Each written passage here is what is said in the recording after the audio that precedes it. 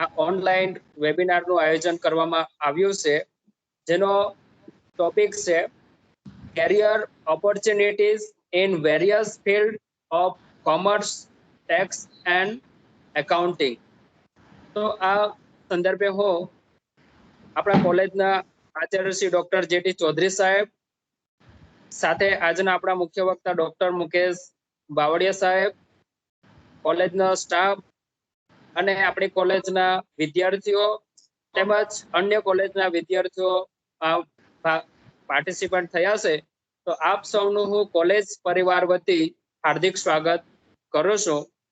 તો આજના આપણા આ કાર્યક્રમની અંદર હું આપણી કોલેજના આચાર્યશ્રીને આશીર્વચન પાઠવવા માટે વિનંતી કરીશ. Shri doctor J T Chaudhary sir.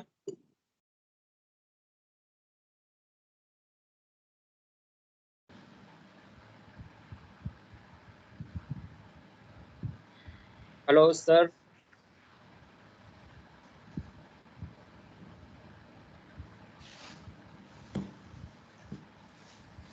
ચલો સર, ટેકનિકલ કારણોસર અવાજ આવી નથી રહ્યો. તો હું આજના આપણા વેબિનારમાં જે આપણા મુખ્ય વક્તા છે એમનો પરિચય આપવા માટે હું કોલેજના પ્રાધ્યાપક દીપક ચૌધરી સાહેબને વિનંતી કરું કે આજના આપણા વક્તાનો પરિચય કરાવે.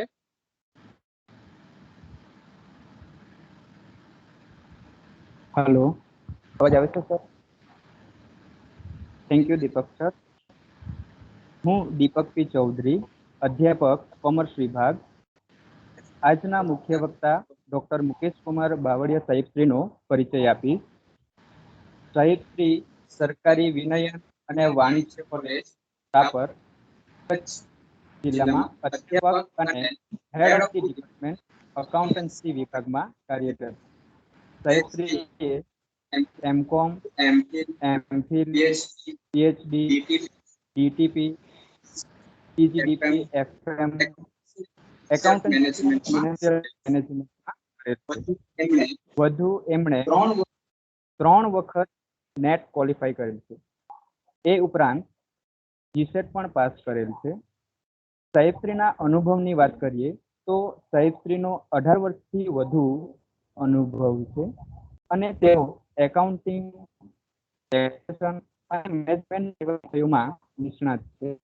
તેઓએ કોમર્સ ફિલ્ડ માટે 17 જેટલા પુસ્તકો લખેલ છે. આ ઉપરાંત 15 જેટલા રિસર્ચ પબ્લિકેશન, 15 ચેપ્ટર કન્ટ્રીબ્યુશન અને 70 થી વધુ પેપરો પ્રેઝન્ટ કરેલ છે. સાહેબ માટે જેટલું વધુ કહીએ એટલું ઓછું છે. એમનું જ્ઞાન જ એમની મોટી ઓળખ છે, જે આપણે આજે માણીશું. તો હું ડોક્ટર મુકેશ બાવળિયા સાહેબનું આજના કાર્યક્રમમાં ભાવભીનું સ્વાગત કરું છું. Welcome sir.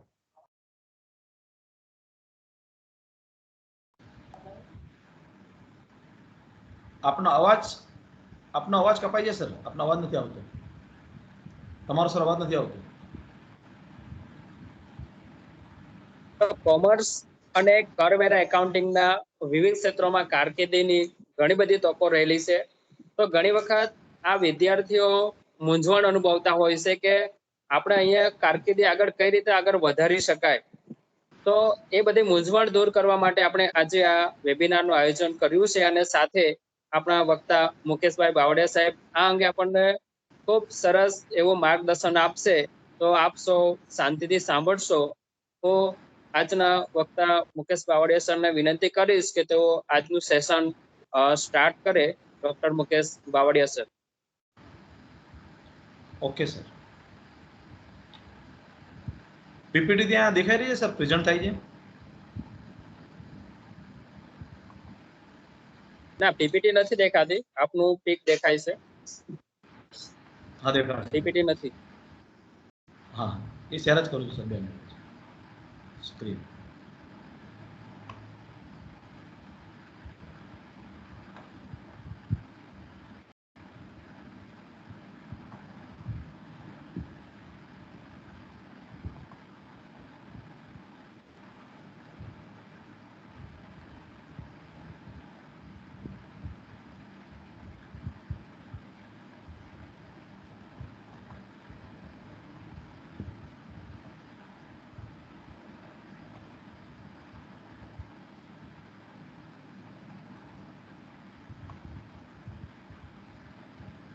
હા દેખાય છે પીપીટી. હવે હવે થાય પીપીટી સર?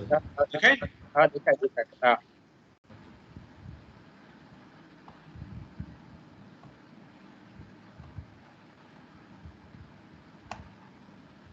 સૌપ્રથમ તો બધા વિદ્યાર્થીઓ તેમજ વાંકલ કોલેજના પ્રિન્સિપાલ શ્રી અને આજે વેબિનારના માધ્યમથી આપણને જે જોડાવાનો મોકો મળ્યો છે, બરાબર, એવા દીપકભાઈ ચૌધરી, એમનો પણ હું અહીંયા આભાર માનીશ કે ભાઈ એમને મને આ એક તક પૂરી પાડેલી છે.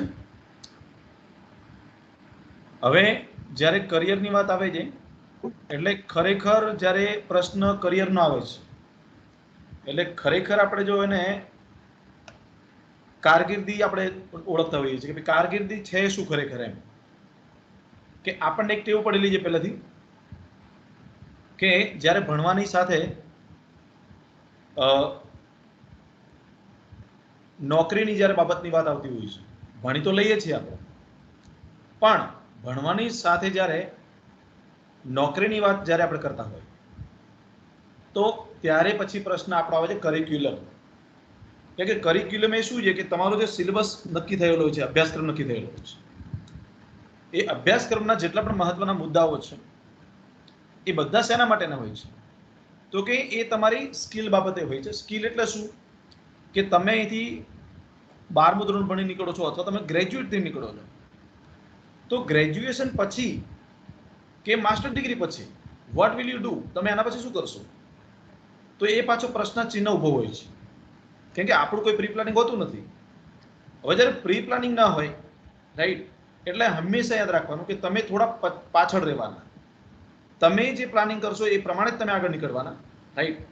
એટલે આપણે જે થીમ છે આપણી કે ભાઈ career opportunity in various field, commerce, taxation and accounting, ખરેખર જોવા જઈએ તો કોમર્સ, આર્ટ્સ અને સાયન્સ, બરાબર, આપણી પાસે 3 કારકિર્દીના આ મહત્વના મુદ્દા હોય છે.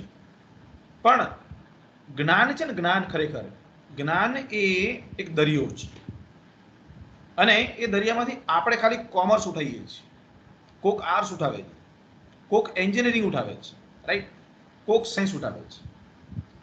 આપણને જે અનુભવના આધારે જે માહિતી આપણને પૂરી પાડવામાં આવે છે, આપણને જે પ્રેરણા પૂરી પાડવામાં આવે છે, બરાબર, અને એના આધારે તમે એક નિર્ણય ઉપર પહોંચો છો.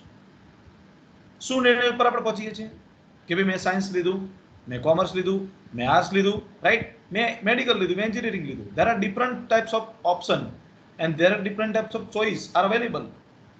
પણ હું જે પસંદ કરું છું એ પસંદગી એ મારી ખુદની પસંદગી છે કે મેં બીજા કોઈએ કીધેલી પસંદગી છે, એ ક્યારે વિચાર્યું છે તમે? કેટલા મિત્રો એવા છે જે લોકોએ જાતે નક્કી કર્યું, ડિસાઇડેડ કે મેં આ કારકિર્દી મેં જાતે પસંદ કર્યું છે, કોમર્સ મેં જાતે પસંદ કર્યું છે, મને કોઈ કીધું નથી, એવા કોઈ મિત્રો ખરા? જે લોકો, અને ચેટ બોક્સ સર આ લોકોને ઓપન રાખજો એટલે એ લોકો મેસેજ કરી શકશે કે યસ નો જે હોય એ મેસેજ ખાલી એ લોકોનો ઓપન રાખજો કે એ લોકો મેસેજ કરી શકે. દીપકભાઈ મારો અવાજ આવે છે ને દરેક? દીપકભાઈ હા આવે છે અવાજ, આવે છે, ક્લિયર આવે છે. હા, બસ ચેટ બોક્સ આ લોકોને ઓપન રાખજો, કદાચ એ લોકો મેસેજ કરી શકે આપણને, બરાબર. હવે જો આપણે જે ચર્ચાના મુદ્દા છે, કારકિર્દી આયોજનનું કઈ રીતે નક્કી કરવું, સ્વમૂલ્યાંકન કઈ રીતે કરવું, અને કોમર્સમાં કારકિર્દીનું આયોજન, અને છેલ્લો પોઈન્ટ છે સ્વ અભ્યાસ અને વાંચન તરફ કઈ રીતે વળવું. હું અહીંયા એ બાબત ઉપર ભાર મૂકીશ કે આપણે ભલે કોમર્સના અંદર આપણે હોય કે ભાઈ કોમર્સમાં મને એકાઉન્ટિંગ ગમે છે, ટેક્સેશન ગમે છે, રાઈટ, આપણે ભણીએ છીએ કોમર્સ, એનો મતલબ એ નથી કે આપણે કોમર્સમાં જ આગળ વધવું. નો, યુ હેવ ફ્લેક્સિબલ ટાઈમ, બરાબર. હું તમને બે વસ્તુ બતાવવાનો છું. આ જે પેજ દેખાય છે, મતલબ જો જો તમે ઇંગ્લિશ ન્યૂઝપેપર વાંચતા હોય, બરાબર, તો આ 2 દિવસ પહેલાના ધ હિન્દુની અંદર આ એક આર્ટિકલ છપાયેલા છે, 2 થી 3, અને મેં મર્જ કરેલા છે. એમાં પહેલો પોઈન્ટ તમે લખો, અહીં બાજુમાં સાઈડમાં દેખાય છે, દરેકને પીપીટી દેખાતી હશે એવું માનું છું, ટાઈમ ફોર ચેન્જ. હવે ટાઈમ ફોર ચેન્જ શું બતાવે છે? તો કે ટાઈમ ફોર ચેન્જ, અને એની નીચે બતાવે છે તમારી પાસે ઇંગ્લિશ લખેલું છે, જો ઇંગ્લિશ, એટલે આ જે ટાઈમ ફોર ચેન્જ લખ્યું છે એ ખબર છે assessment for English should be designed differently from that of the other subjects since the focus on the competency in the language. આ આખા આર્ટિકલનો તમને સારાંશ કહું તો ત્યાં એ લોકોએ જે આર્ટિકલ જેમને પણ લખ્યો છે જે મિત્રએ બહુ સરસ લખ્યો છે એમાં એના પર ભાર મૂકેલો છે કે ઇંગ્લિશ જે ભાષા છે આપણે કે ઇંગ્લિશને સમજવા માટે ઇંગ્લિશને શીખવા માટે એનું કોઈ અલગથી ફોર્મેટ આપણે કેમ કોમર્સને ભણીએ છીએ એમ અકાઉન્ટમાં દાખલા ભણીએ છીએ આપણે ટેક્સેશનમાં આપણે પ્રોવિઝન બધી યાદ રાખીએ છીએ રાઈટ એમ ઇંગ્લિશને આપણે જ્યારે લખવું હોય વાંચવું હોય બોલવું હોય તો એના માટેની કોઈ ફ્રેમવર્ક કે કોઈ મેથડ આપણી કોલેજમાં કે આપણી સ્કૂલમાં આપણને કોઈ દિવસ ભણાવવામાં આવી છે ખરી કે ભાઈ તને કોમર્સમાં આ વિષય મસ્ત આવડે છે તો તને સીસી કોમર્શિયલ કોમ્યુનિકેશન તને આવડે છે ફંડામેન્ટલ ઓફ કોમ્યુનિકેશન તમને આવડે છે તમે જોજો ઇંગ્લિશમાં મોટાભાગના વિદ્યાર્થીઓનું માથું મરી જાય છે એ આમ માથું પણ બેસી જાય કે આપણને જેમ ઇંગ્લિશ ફાવે નહીં કેમ કેમ કે ત્યાં કદાચ વાંક બરાબર વિદ્યાર્થીનો પણ હોય જે એને પૂર્વ ભૂમિકા જે એને ભણીને આવ્યો છે કદાચ જ્યાંથી ઇંગ્લિશ ભણ્યો હશે શરૂઆતથી એનો પણ વાંક હોય રાઈટ અને કદાચ પ્રેઝન્ટ સિસ્ટમ છે એનો પણ વાંક હોઈ શકે એટલે આપણે કોઈ વાંક કરવો નથી બેટા પણ અહીંયા જે ભાર મૂકીએ છીએ એ બાબત છે કે IELTS TOEFL રાઈટ એવી ઘણી બધી એક્ઝામો તમારે આપવાની હોય છે તો એનો એક સિલેબસ નક્કી હોય છે એવી રીતે આપણે બીકોમમાં કે BAમાં કે સાયન્સમાં આવો કોઈ સિલેબસ ડ્રાફ્ટ કરેલો છે જેમાં વિદ્યાર્થી 3 વર્ષ કોલેજના કરે અને કોલેજના 3 વર્ષ કરી અને એ વ્યક્તિ પાછળ બરાબર એ વ્યક્તિ તરત જ પાછળ કે એ વ્યક્તિ ઇંગ્લિશ બોલતો થઈ જાય તો કે આપણે તો ખાલી ગ્રામર ભણાવીએ છીએ સ્ટોરી ભણાવીએ છીએ રાઈટ અને એમાં જ આપણો અભ્યાસક્રમ પૂરો થઈ જાય છે જ્યારે ખરેખર તમે જો વાત કરીએ આપણે ભાષાની તો ખરેખર તમે કોઈ પણ ભાષા શીખવા માંગતા હોય તો સૌથી પહેલા આપણે એને સાંભળવાની ટેવ પાડવી પડે તમે સાંભળો છો કેટલા કલાક ઇંગ્લિશ આપણને ઇંગ્લિશ શીખવાનો શોખ છે યસ મારે સ્પોકન ઇંગ્લિશ શીખવું છે રાઈટ પણ હું કેટલા કલાક ઇંગ્લિશ સાંભળું છું ન્યૂઝમાં કેટલા કલાક ઇંગ્લિશ વાંચું છું રાઈટ ન્યૂઝપેપર આવે છે આપણી પાસે અત્યારે તો ઓનલાઈન સિસ્ટમ છે ઓનલાઈન ન્યૂઝપેપર આવે છે રાઈટ કે તમે એક દિવસ પણ ઇંગ્લિશ વાંચવા માટે કાઢ્યો છે સબ્જેક્ટ ભૂલી જાઓ કે આપણે સબ્જેક્ટ ઇંગ્લિશ ભણીએ છીએ no I have to speak English મારે ઇંગ્લિશ બોલવું છે તો એના માટેની વાત કરું છું તમને તો જ્યાં સુધી આપણા પ્રયત્નો નહીં હોય ત્યાં સુધી એ વસ્તુ તમે ક્યારેય શીખી શકશો નહીં રાઈટ એટલે આ મેં ખાલી વાત કરી આ 2 દિવસના પહેલાના આર્ટિકલની વાત કરી કે ટાઈમ ફોર ચેન્જ અને બીજો મહત્વનો જે છે એમાં લખ્યું છે value add what is value add right value add નો મતલબ થાય કે તમે 12માં છો અને એક મિત્ર તમારો કોલેજમાં છે બંનેના નોલેજની અંદર કંઈક તફાવત હોય એનો મતલબ કે ગ્રેજ્યુએટ છોકરો અને સામે 12મા વાળો છોકરો બંને જોડે ઊભા હોય અને ત્યારે બંનેની ભાષા બંનેના જ્ઞાન બંનેની સ્કિલ બંનેના વર્તન એમાંથી તમને કંઈક નવું જોવા મળે અથવા કંઈક તમે નવું એની અંદર જોઈ શકતા હોય ગ્રેજ્યુએટ સ્ટુડન્ટની અંદર કે જે વ્યક્તિ વિદ્યાર્થી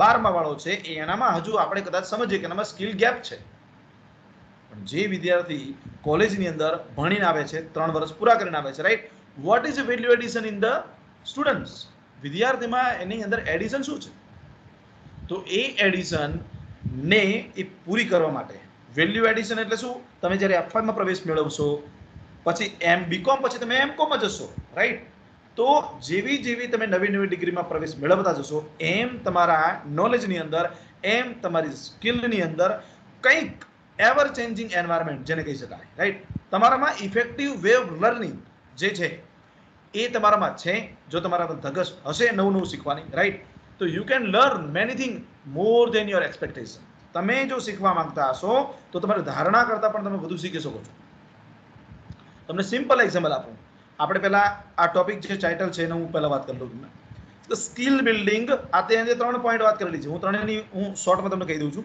skill building learning while working makes the process more meaningful employable effective interesting બરાબર અહીંયા તમે સિમ્પલ વસ્તુ કહેજો ભણવાની સાથે કેટલા લોકો નોકરી કરે છે આમાંથી રાઈટ ક્યારેક સર્વે કરો કે ભણવાની સાથે કેટલા મિત્રો બરાબર આમાં આપણી સાથે નોકરી કરતા હોય છે પણ કેટલા લોકો કદાચ 100નો ક્લાસ હોય તો હું માનું ત્યાં સુધી 20 જણા કે 10 જણા નોકરી કરતા હશે બાકી લોકો તો કે તો ઘરે બેઠા હોય છે નાનું મોટું કામ કરતા હોય છે ક્યારેક કોઈ વિદ્યાર્થી ખેતી પણ કરતો હોય, ગમે તે કામ કરતા હોય, પણ જે અભ્યાસ તમે કરી રહ્યા છો એ અભ્યાસની સાથે એના અભ્યાસના અનુસંધાનમાં તમે કોઈ પાર્ટ ટાઈમ જોબ કરો છો ખરા? તો કે નો. તો અલ્ટિમેટલી આપણી જે એજ્યુકેશન સિસ્ટમ છે એમાં કોઈ ઇન્ટર્નશિપની વ્યવસ્થા નથી. ઇન્ટર્નશિપની વ્યવસ્થાનો મતલબ શું થાય કે વિદ્યાર્થીને એના કોર્સ, જેને કહેવાય સિલેબસ, રાઈટ, સિલેબસની સાથે એનો કરિક્યુલમ પાવરફુલ બને. એ પાવરફુલ બને એના માટે, બરાબર, એના માટે આપણે આ વ્યવસ્થા ગોઠવેલી છે. તો ખરેખર જો આપણે સ્કિલ બિલ્ડિંગ કરવા માંગતા હોય વિદ્યાર્થીનું, તો એને જોબની સાથે, ભણવાની સાથે એને ઇન્ટર્નશિપ કમ્પલસરી થવી જોઈએ. જો એ ઇન્ટર્નશિપ કે ગમે ત્યાં, જેમ કે આઈટીઆઈ છોકરા કરતા હોય છે, તો આઈટીઆઈ જોડે એ લોકોને 1 વર્ષ પછી એપ્રેન્ટિસ આવે છે, રાઈટ. એવા આપણા બીએ, બીકોમ કે બીએના જે કોર્સિસ છે આપણા ગ્રેજ્યુએટ લેવલના, એ દરેક કોર્સિસમાં એકાદી આવી એપ્રેન્ટિસ થવી જોઈએ. ભલે 3 મહિનાની હોય, 6 મહિનાની હોય કે 12 મહિનાની હોય, પણ એકાદી એવી પ્રેક્ટિકલ ટ્રેનિંગ લીધેલી હશે તો એટલીસ્ટ સ્ટુડન્ટ શુડ નો કે which type of practical working are there. ત્યાં એ લોકોને પ્રેક્ટિકલ વર્ક કેવું છે, રાઈટ, they can decide. એ ત્યાં નક્કી કરી શકશે એ લોકો. તો પોઈન્ટ ઓફ વ્યૂ આપણો એ છે કે સ્કિલ બિલ્ડિંગ શું કરવાની. તમે જ્યારે કોલેજમાં એડમિશન લો છો તો ભણવા માટે નથી આવતા. યુ હેવ ટુ બરાબર ડેવલપ યોર સ્કિલ. એટલા માટે કહે છે કે તમે વિદ્યાર્થીને, આપણે જો એને સ્કિલ બિલ્ડિંગ કરવી હશે તો એને ભણવાની સાથે એવી કંઈક પ્રોબ્લેમ સોલ્વિંગ સ્કિલ આપવી પડશે, બરાબર, એવી પ્રેક્ટિકલ સ્કિલ આપવી પડશે, એવા નવા નવા ટાસ્ક આપવા પડશે કે જે વિદ્યાર્થી આપણી સાથે આવે છે, રાઈટ, ભણવા માટે, એ વિદ્યાર્થી કંઈક નવું મેળવી શકશે. એના પછી વાત કરીએ આપણે મેકિંગ અ ચોઇસ. ચોઇસ એટલે શું? તો કે ચોઇસ એટલે રાઈટ પ્લેસ. તમે સારી જગ્યા પર તમે એપ્રેન્ટિસ કરો છો કે નહીં, તમે સારી જગ્યાએ જોબ મેળવી છે કે નહીં, રાઈટ, એને કહેવાય રાઈટ પ્લેસ.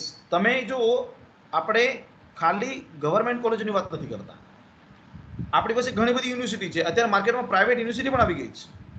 એ લોકોનું મેઇન કામ શું છે? આજે વિદ્યાર્થી પાસે there are many opportunity for the career. એની પાસે ઘણા બધા ઓપ્શન છે, રાઈટ. અને એ ઓપ્શન છે એટલા માટે એ વ્યક્તિ પોતે જાતે, બરાબર, ક્રિએટિવ અને ઇનોવેટિવ રીતે પોતાનું ફ્યુચર્સ ક્યાં બનાવવું છે, રાઈટ, એને પોતે ક્યાં ઊભું રહેવું છે, તો એ જાતે નક્કી કરી શકશે. એના માટે વાત કરીએ મેકિંગ ચોઇસ અને પ્રોએક્ટિવ લર્નિંગ, એટલે કે ક્રિએટિંગ અ ઇમ્પ્રેશન ઇઝ કી. એટલે student should network among the piers and building the professional relationship, જેને આપણે, બરાબર, પ્રોએક્ટિવ લર્નિંગ કહેવાય. એટલે સિમ્પલ કહી શકાય કે એ વ્યક્તિ જ્યારે કોઈ પણ જગ્યાએ કામ માટે જશે, રાઈટ, તો એને ખબર નહીં પડતી હોય તો એ વ્યક્તિ પૂછશે, ડરશે નહીં. તમે જો એક વર્ડ છે અનઅફ્રેડ એન્ડ ફેલ્યોર, બરાબર. આપણે આ બંને વસ્તુથી ડરીએ છીએ. કામ કરતા હોય અને ભૂલ થવાની જ છે, તો કામ કરતી વખતે ભૂલ થાય, સ્વાભાવિક છે, બરાબર. હા, ભૂલનું પરિવર્તન ના થવું જોઈએ, રૂપાંતર ના થવું, વારંવાર ના થવી જોઈએ, રાઈટ. એક વખત ભૂલ થાય એટલે શીખી લેવાનું હોય. તો અલ્ટિમેટલી પ્રોએક્ટિવ લર્નિંગ એટલે શું? કે આપણે ભૂલો થશે, એ ભૂલો ન થાય એ રીતે આપણે આપણું જે શીખવાનું જે વાતાવરણ છે એ આપણે એ પ્રમાણે વાત કરીશું, રાઈટ. પછી કારકિર્દી પસંદગી. દીપકભાઈ, મારી પીપીટી ત્યાં દરેકને દેખાય છે મિત્રોને? દીપકભાઈ? હા હા દેખાય છે. Okay sir, okay sir, okay sir.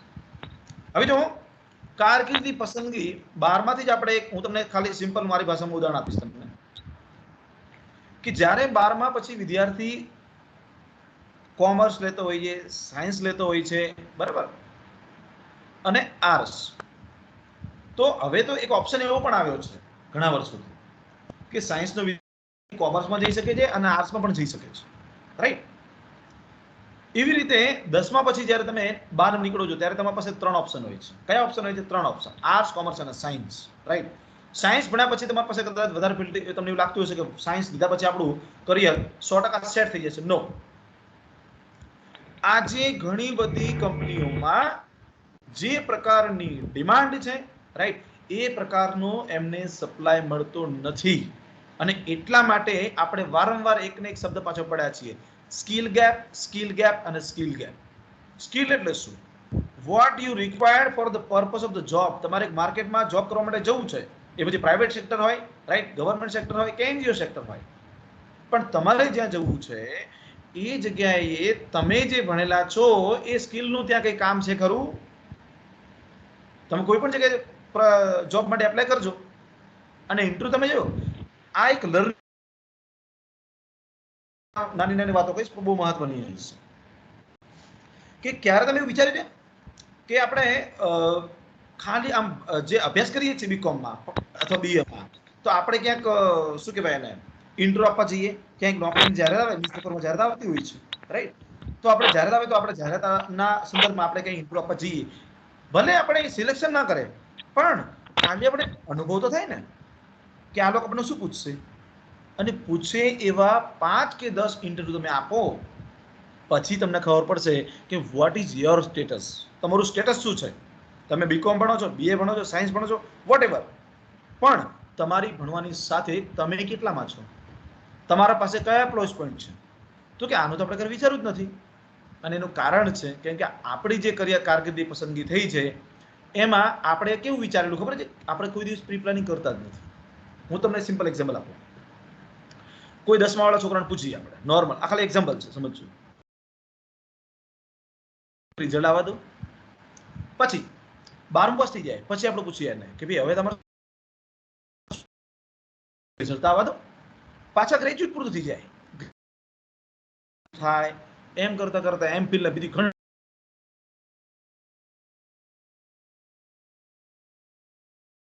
એમ એક જ વસ્તુની રાહ જોતો હોય છે, અને શેની? રિઝલ્ટની, પરિણામ આવે ને, આપણે એ જ વસ્તુ વિચારીએ છીએ, રાઈટ.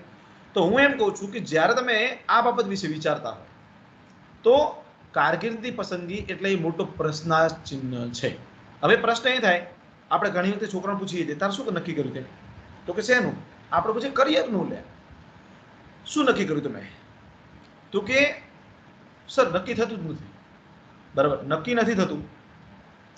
તો 12મા પછી આપણી પાસે ઘણા બધા ઓપ્શન હોય છે. જો આ તમે જોઈ શકો છો, આર્ટ્સમાં હિસ્ટ્રી સબ્જેક્ટ લો, પોલિટિકલ સાયન્સ લો, લેંગ્વેજ કોર્सेस લો, જીઓગ્રાફી લો, ફાઇનાન્સ લો, લિટરેચર લો, રાઈટ, લો, painting, dance, journalism, sociology, there are many, right, there are many option in the arts other than MCOM.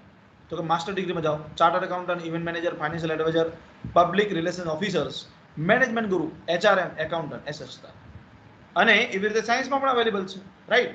તો આ કરિયર પાથ આપણી પાસે અવેલેબલ હોય છે, પણ એક કરિયર પછી એમાં આપણી પાસે બીજું કંઈ હોય છે ખરું? તો જો આપણે પોઈન્ટ મૂકેલો છે, શ્રેષ્ઠ કારકિર્દી પસંદગી કેવી રીતે કરવી. તો શ્રેષ્ઠ કારકિર્દી પસંદગી કેવી રીતે કરવી એના માટેનો મહત્વનો પોઈન્ટ આ છે, બરાબર. તો કે how to choose the best career for yourself. તમારા માટે જો આ પોઈન્ટ સિમ્પલ સમજજો, how to choose the best career for yourself. તમારા માટે શ્રેષ્ઠ કારકિર્દી શું છે, પસંદગી પછીનો પોઈન્ટ છે, પણ તમે નક્કી કર્યું કે તમારા માટે શું બરાબર છે. ભલે તમે આર્ટ્સ ભણ્યા હોય, ભલે તમે કોમર્સ ભણ્યા હોય, but did you think you will be an engineer, you will be a lawyer, you will be a builder, you will be a banker?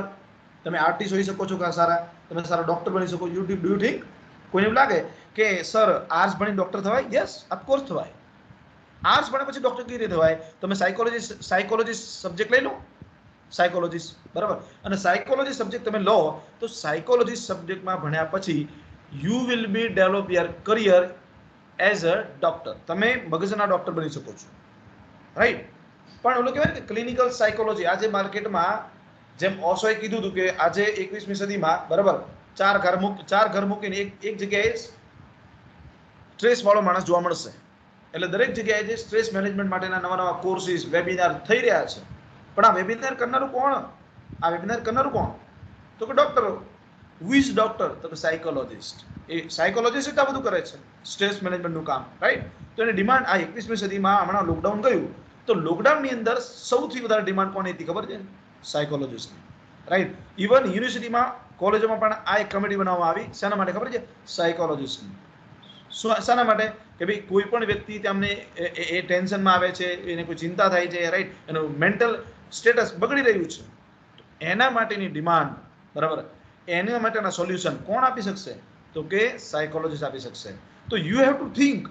આ મેં ખાલી તમને એક એક્ઝામ્પલ આપ્યું કે તમે એવું ના માનો મેં આર્ટ્સ લીધું છે કે મેં કોમર્સ લીધું છે કે આઈ કાન્ટ ડુ એનીથિંગ, હું સાયન્સ જેટલો હોશિયાર નથી. નો, હું તો તમને ત્યાં સુધી કહું છું કે કોઈ વ્યક્તિ સારો ઇંગ્લિશ બોલતો હોય ને તો એની સામે પણ તમારે તમારી જાતને લઘુતા ગ્રંથિમાં મૂકવાની જરૂર નથી. વાય? તમે જે માતૃભાષામાં ભણ્યા છો એ માતૃભાષામાં તમારી પાસે જેટલું નોલેજ છે એ પ્રોપર નોલેજ છે. તો કદાચ તમે બંને જોડે ઇન્ટરવ્યુમાં બેઠા હશો તો તમારી પસંદગી થશે because of your knowledge, not because for your language. તમારી લેંગ્વેજના કારણે તમને નથી રાખતા એ લોકો, તમારી અંદર જે પડેલી સ્કિલ છે એના આધારે રાખે છે. કારકિર્દી પસંદગીની મૂંઝવણ. તમે જો ચહેરો આવો જોઈએ છે. હું તમને એક્ઝામ્પલ આપું. આ રમૂજમાં ક્યારેક કહેતો હોઉં છું કે વ્યક્તિ ગમે એટલી તૈયારી કરતો હોય ને પરીક્ષાની, હે ને, અને પરીક્ષામાં તમે બેઠા હોય બરાબર, ગમે એટલું વાંચ્યું હોય, તમે પીએચડી ની પરીક્ષા આપો, એમફિલ ની આપો, બીકોમ ની આપો, ઇન્ટરનલ આપો, એક્સટર્નલ આપો, ગમે તે પરીક્ષા આપતા હોય, પણ પરીક્ષામાં બેઠા હોય તો ભાગ્યે જ કોઈક ચહેરો તમને ફ્રેશ જોવા મળશે. ભાગ્યે જ કોઈક ચહેરો તમને એવો જોવા મળશે જે હસતો હશે, જે સ્માર્ટ આમ સ્માર્ટ લુક બતાવતો હશે આપણી સામે. બાકી મોટા ભાગના જે ચહેરા છે એ ઉદાસ હોય. પેપરમાં શું આવશે, પેપરમાં શું લખીશું, યાદ આવશે કે નહીં આવે, right? There are many tensions in exam. આ બધી એક્ઝામ આ બધું કેમ આપણને થાય છે ખબર છે? Because we are not pre planning for the reading. આપણે વાંચવાના કલાક પણ નક્કી નથી કરતા, ખબર છે? આ બધું તમને કેમ કહું છું ખબર છે? કેમ કે તમે તમારો આ સુવર્ણકાળ ચાલી રહ્યો છે અને આ કોલેજને આપણે ધન્યવાદ એટલા માટે આપવા પડે કે વિદ્યાર્થીને પોતાની જાતને જગાડવા માટેના એક આપણે પ્રયાસ કરીએ છીએ. કઈ રીતે જગાડવાના ખબર છે? કે વિદ્યાર્થી પોતે જ્યારે નક્કી કરશે કે મારે 6 કલાક વાંચવું છે, બરાબર, ત્યારે જ નક્કી થશે કે એનું કરિયર કઈ જગ્યાએ જશે. જ્યાં સુધી તમારું વાંચન, બરાબર, જ્યાં સુધી તમારું વાંચન ઓછું રહેશે, લેક ઓફ રહેશે વાંચનનો, રાઈટ, ત્યાં સુધી તમારું કરિયર એ ડામણડોળ જ રહેવાનું છે. કેમ કે વાંચશો નહીં તો ખબર નહીં પડે કે તમારે ક્યાં જવાનું છે, અને વાંચશો નહીં તો તમારું નોલેજ ઓછું રહેવાનું, રાઈટ? અને એ જો ઓલો જે છોકરો દેખાય છે તમને પીપીટીમાં, એ આમ ચહેર લમણે હાથ મૂકીને બેઠો છે. કેમ? એની આસપાસ જો બધા તમને એન્જિનિયરનો ફોટો દેખાતો હશે, કોમર્સનો દેખાતો હશે, બાયોલોજી, મેથ્સ, આર્ટ્સ, ડોક્ટર, બરાબર. તો આ બધું વિચારે એટલે ટેન્શનમાં જવાનો છે વ્યક્તિ. કેમ કે એને ડિસાઇડ નથી કરી શકતો, એટલા માટે ટેન્શનમાં છે. અને આ એક બાળકનું ચિત્ર નથી, રાઈટ? ભણતા મોટા ભાગના 70% ઉપર વિદ્યાર્થીઓની આ જ દશા છે. ગ્રેજ્યુએટ થઈ જાય પછી પણ અને 12મું ભણી લે પછી પણ. એટલે જો મેં એક પોઈન્ટ મૂકેલું, how to make a relevant career choice. તમને સંબંધિત હોય, હું વારંવાર ભાર મૂકું છું, તમને. Why? Because you have to decide your career. તમારે તમારી જાતને તમારા અભ્યાસમાં મૂકવાની છે. તમારે તમારી જાતનો અભ્યાસ કરવાનો છે. શું અભ્યાસ કરશો? તો કે તમે શું કરશો? એટલા માટે દરેક જગ્યાએ હું એક જ ભાર મૂકું છું કે how to make a relevant career choice. હવે જ્યારે કરિયર ચોઇસની વાત કરી, જ્યારે તમે બજારમાં પગ મૂકો ને, એટલે મેં નિશાની આપી છે, તમે પગની નિશાની મૂકેલી છે. જેવો તમે બજારમાં પગ મૂકો ને એટલે ઘણા બધા રસ્તા હોય છે. તમે ક્યારે ઘરે નીકળ્યા હોય, ઘરેથી, આ એક્ઝામ્પલ આપું છું, ઘરેથી નીકળ્યા હોય ત્યારે તમે જોયું ક્યારે એક જ રસ્તો હોય? ના, ઘણા બધા રસ્તા હોય છે. કોઈક ડાબી બાજુ જતો હોય, કોઈક જમણી બાજુ જતો હોય, કોઈક સીધો જતો હોય, કોઈક ત્રાસો જતો હોય, ઘણા બધા રસ્તા હોય છે. એમ તમે જ્યારે ભણીને બહાર નીકળો છો અથવા તમે નવી ડિગ્રીના પ્રવેશ માટે મેળવો છો, તો એમાં તમે જ્યારે પગ મૂકો ને બજારમાં, તો આવા તમને અલગ અલગ રસ્તા જોવા મળે. હવે રસ્તો નથી ખબર, આપણે એટલે ભેગા થયા છીએ. રસ્તો ખબર નથી તો શું કરીશું? તો એના માટે ઘરેથી નીકળ્યા ને, એને પણ પહેલાથી નક્કી હોવું જોઈએ કે મારે કોલેજ જ જવાનું છે, એટલે હું સીધો જ જઈશ. મારી કોલેજ ડાબી બાજુ તો ડાબો જ બોલીશ, અને મને ખબર હોય કે મારી કોલેજ જમણી બાજુ છે તો જમણી બાજુ બોલીશ. You have to decide. ઘરેથી જ નક્કી કરી લેવું પડે કે મારે ક્યાં જવાનું છે. તમે ઘરેથી નક્કી કર્યું કે હું કોલેજ જઈશ, અને રસ્તામાં આવતા આવતા એવું થયું કે ના, આ કોલેજને જોવા જાવ, બસ સ્ટેન્ડથી બેસી રહીશ શાંતિથી, એટલે બસ સ્ટેન્ડે બેસી રહો. પછી ઈચ્છા થઈ કે મૂવી જોવા જવું છે તો મૂવી જોવા જતા રહેશો. તો આવું નહીં ચાલે, આવું નહીં ચાલે. Because of you have two think about your self. તમારે તમારી જાત વિશે વિચારવાનું છે કે તમારે શું કરવાનું છે. કેમ? તમારે કેમ વિચારવું પડે? તમે કદાચ નોકરી લાગશો, તમે મને પહેલો પગાર આપી દેવાના છો? તમે તમારો પહેલો પગાર તમારા ટીચરને આપી દેવાના છો? તમે તમારો પહેલો પગાર કોલેજને આપવાના છો? તમે તમારો પહેલો પગાર સ્કૂલને આપવાના છો? નો. શા માટે નક્કી કરવાનું છે? તો તમારી ઉપર તમારા મા બાપના સપના જોડાયેલા છે, રાઈટ? હું હવે તમારા મેઇન મુદ્દા પર આવું છું. કે તમારી જોડે તમારા મા બાપના સપના જોડાયેલા છે. એ તમારા મા બાપના સપનાઓને તમારે સાકાર કરવા હોય ને, મા બાપની ઈચ્છા એટલે એવું નથી કે તમારા મા બાપના સપના ને તમારા સપના સરખા હોઈ શકે. નો, જે મા બાપ ભણવા માટે ઉછીના નાણાં લે, તમને ભણાવતા હોય, રાઈટ, તો એમને સપનું જોવાનો હક છે. તો તમારી પણ એક ફરજ આવે કે આપણે ટૂંકા સમયમાં એ મા બાપ જ્યારે એમને એક ટેકાની લાકડીના ટેકાની જરૂર પડે, રાઈટ, એના પહેલા હું એમના હાથમાં પગાર આપતો થઈ જાઉં. આટલી એક જવાબદારી તમારી હોવી જોઈએ, રાઈટ. એટલા માટે કહું છું કે યુ હેવ ટુ ડિસાઇડ. તમારે નક્કી કરવાનું છે. મા બાપને ખબર ના હોય કે તમારે કઈ ફિલ્ડમાં જવું, પણ તમારે અભ્યાસ કરવો પડે. ન્યૂઝપેપરમાં બધે તમે વાંચો, બરાબર, ન્યૂઝપેપર વાંચો, મેગેઝિન વાંચો, ઓનલાઈન અત્યારે તો તમે યુટ્યુબમાં તમે એટલું બધું સર્ચ મારો છો. વેબ સિરીઝ જોવાનું છોડી દો, સિરિયલ જોવાનું છોડી દો, પિક્ચર છોડી દો. જે જોવાનું છે આ જુઓ કે તમારા અભ્યાસને લગતું મટીરિયલ શેમાંથી મળવાનું છે. તો કે જે મળવાનું છે શેમાંથી મળવાનું છે? તો જે મળવાનું છે એ મારે નક્કી કરવાનું છે. મને મારી વસ્તુ ક્યાંથી મળવાની છે. તમે યુટ્યુબમાં જુઓ, ગૂગલમાં જુઓ, રાઈટ. હું તમને એક્ઝામ્પલ આપું એક સિમ્પલ, કે જ્યારે તમે ગૂગલની આપણે આટલી બધી વાત કરીએ છીએ, તો ગૂગલ વિશે કેટલા લોકો જાણે છે?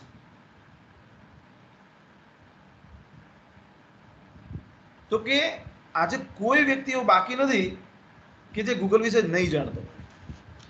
કેમ ખબર છે? હું તમને એક્ઝામ્પલ આપું છું કે ગૂગલ જ્યારે રચના થઈ ગૂગલની, તો એના જે લોકો હશે, બરાબર, તો એ લોકોએ ક્યારે વિચાર્યું નહીં હોય કે ગૂગલ આટલું ફેમસ થઈ જશે. પણ એ ગૂગલની સાથે આજે કોઈ પણ વ્યક્તિને ગૂગલ વગર ચાલતું નથી. એનું કારણ શું છે ખબર છે? ડિમાન્ડ. એપલની વાત કરો તમે, તો એપલની પ્રોડક્ટ એટલી સ્ટાન્ડર્ડ ક્વોલિટી વાળી વસ્તુ આવે છે કે જે માર્કેટમાં ઇઝીલી અવેલેબલ નથી થતી. તમે એનો ઓર્ડર આપવો પડે, અને ઓર્ડર આપ્યા પછી જ તમને, બરાબર, ઓર્ડર આપ્યા પછી જ તમને એ વસ્તુ મળે છે. એવું કેમ? કેમ કે તમે એટલી ક્વોલિટી એટલી સ્ટ્રોંગ બનાવી છે, એટલી સારી બનાવી છે, એટલા માટે. તો એવી રીતે હું તમને સિમ્પલ આપું એક્ઝામ્પલ, કે વોરેન બફેટની વાત કરો. Warren buffet it is best investment adviser છે. વર્લ્ડનો બેસ્ટ ઇન્વેસ્ટમેન્ટ એડવાઇઝર એટલે વોરેન બફેટ. એ કોણ છે ખબર છે? એ વ્યક્તિની ખાલી તમને નાની ઝલક આપો ને તો તમને ખબર પડશે કે આ વ્યક્તિ આટલો મહાન છે. 90 વર્ષની ઉંમર છે. ત્યારે તમે એને સર્ચ મારજો ગૂગલમાં કે યુટ્યુબમાં સર્ચ મારજો અબાઉટ વોરેન બફેટ. હવે વોરેન બફેટ છે ને 6 વર્ષની ઉંમરમાં શેર માર્કેટમાં રોકાણ કરતો હતો.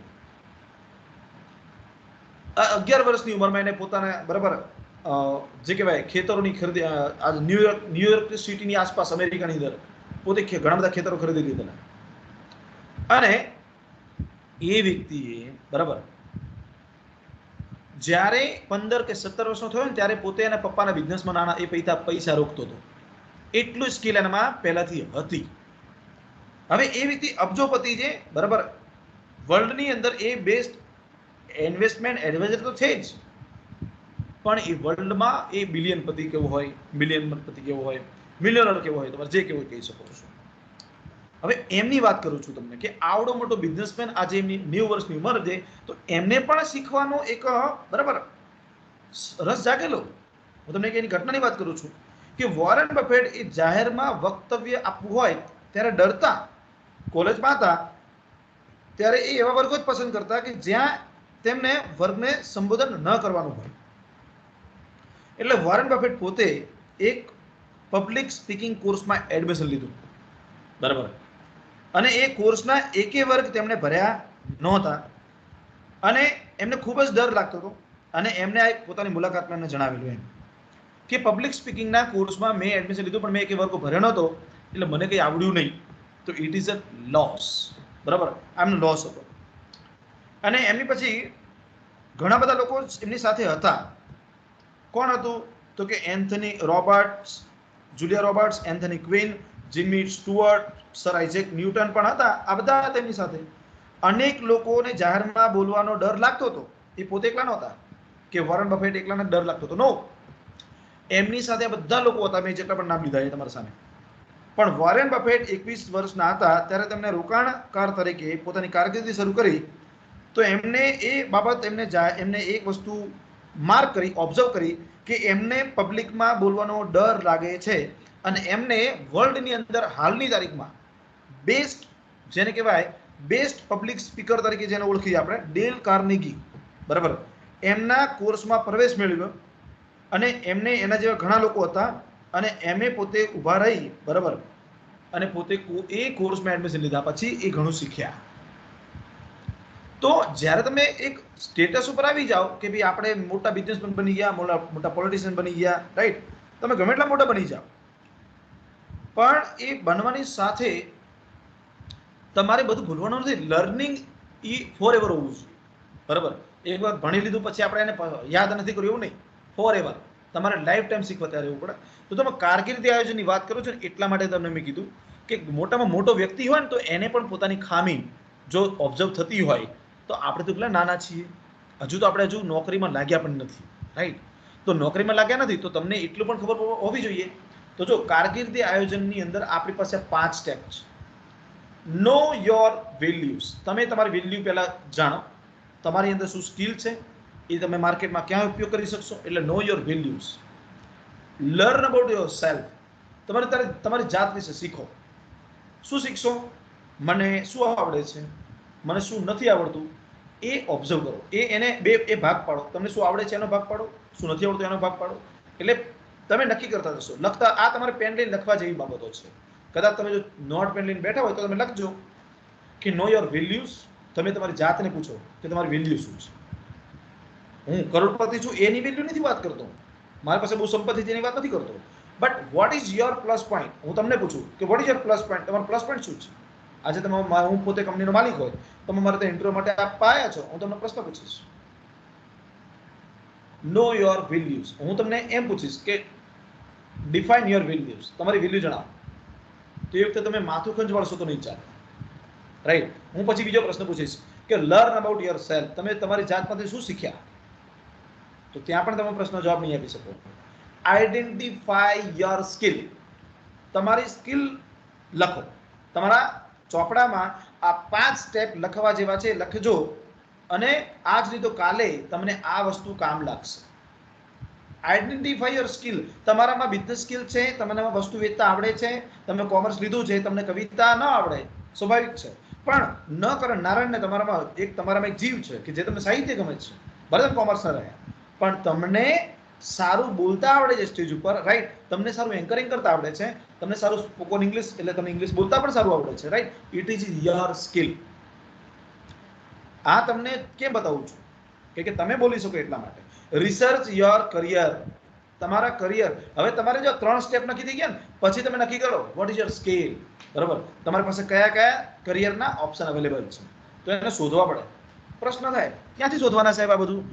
આ બધું તમારે googlebaba.com જે છે એના પરથી શોધો. બીજું તમે ઘણા બધા પુસ્તકો માર્કેટમાં અવેલેબલ છે. હું છેલ્લે તમને પુસ્તકનું લિસ્ટ આપવાનો છું કે તમારે તમારા કરિયરને, તમે તમારી જાતને ડેવલપ કરવી હોય તો કયા કયા પુસ્તકો વાંચવા પડે, એના માટેની વાત કરું છું.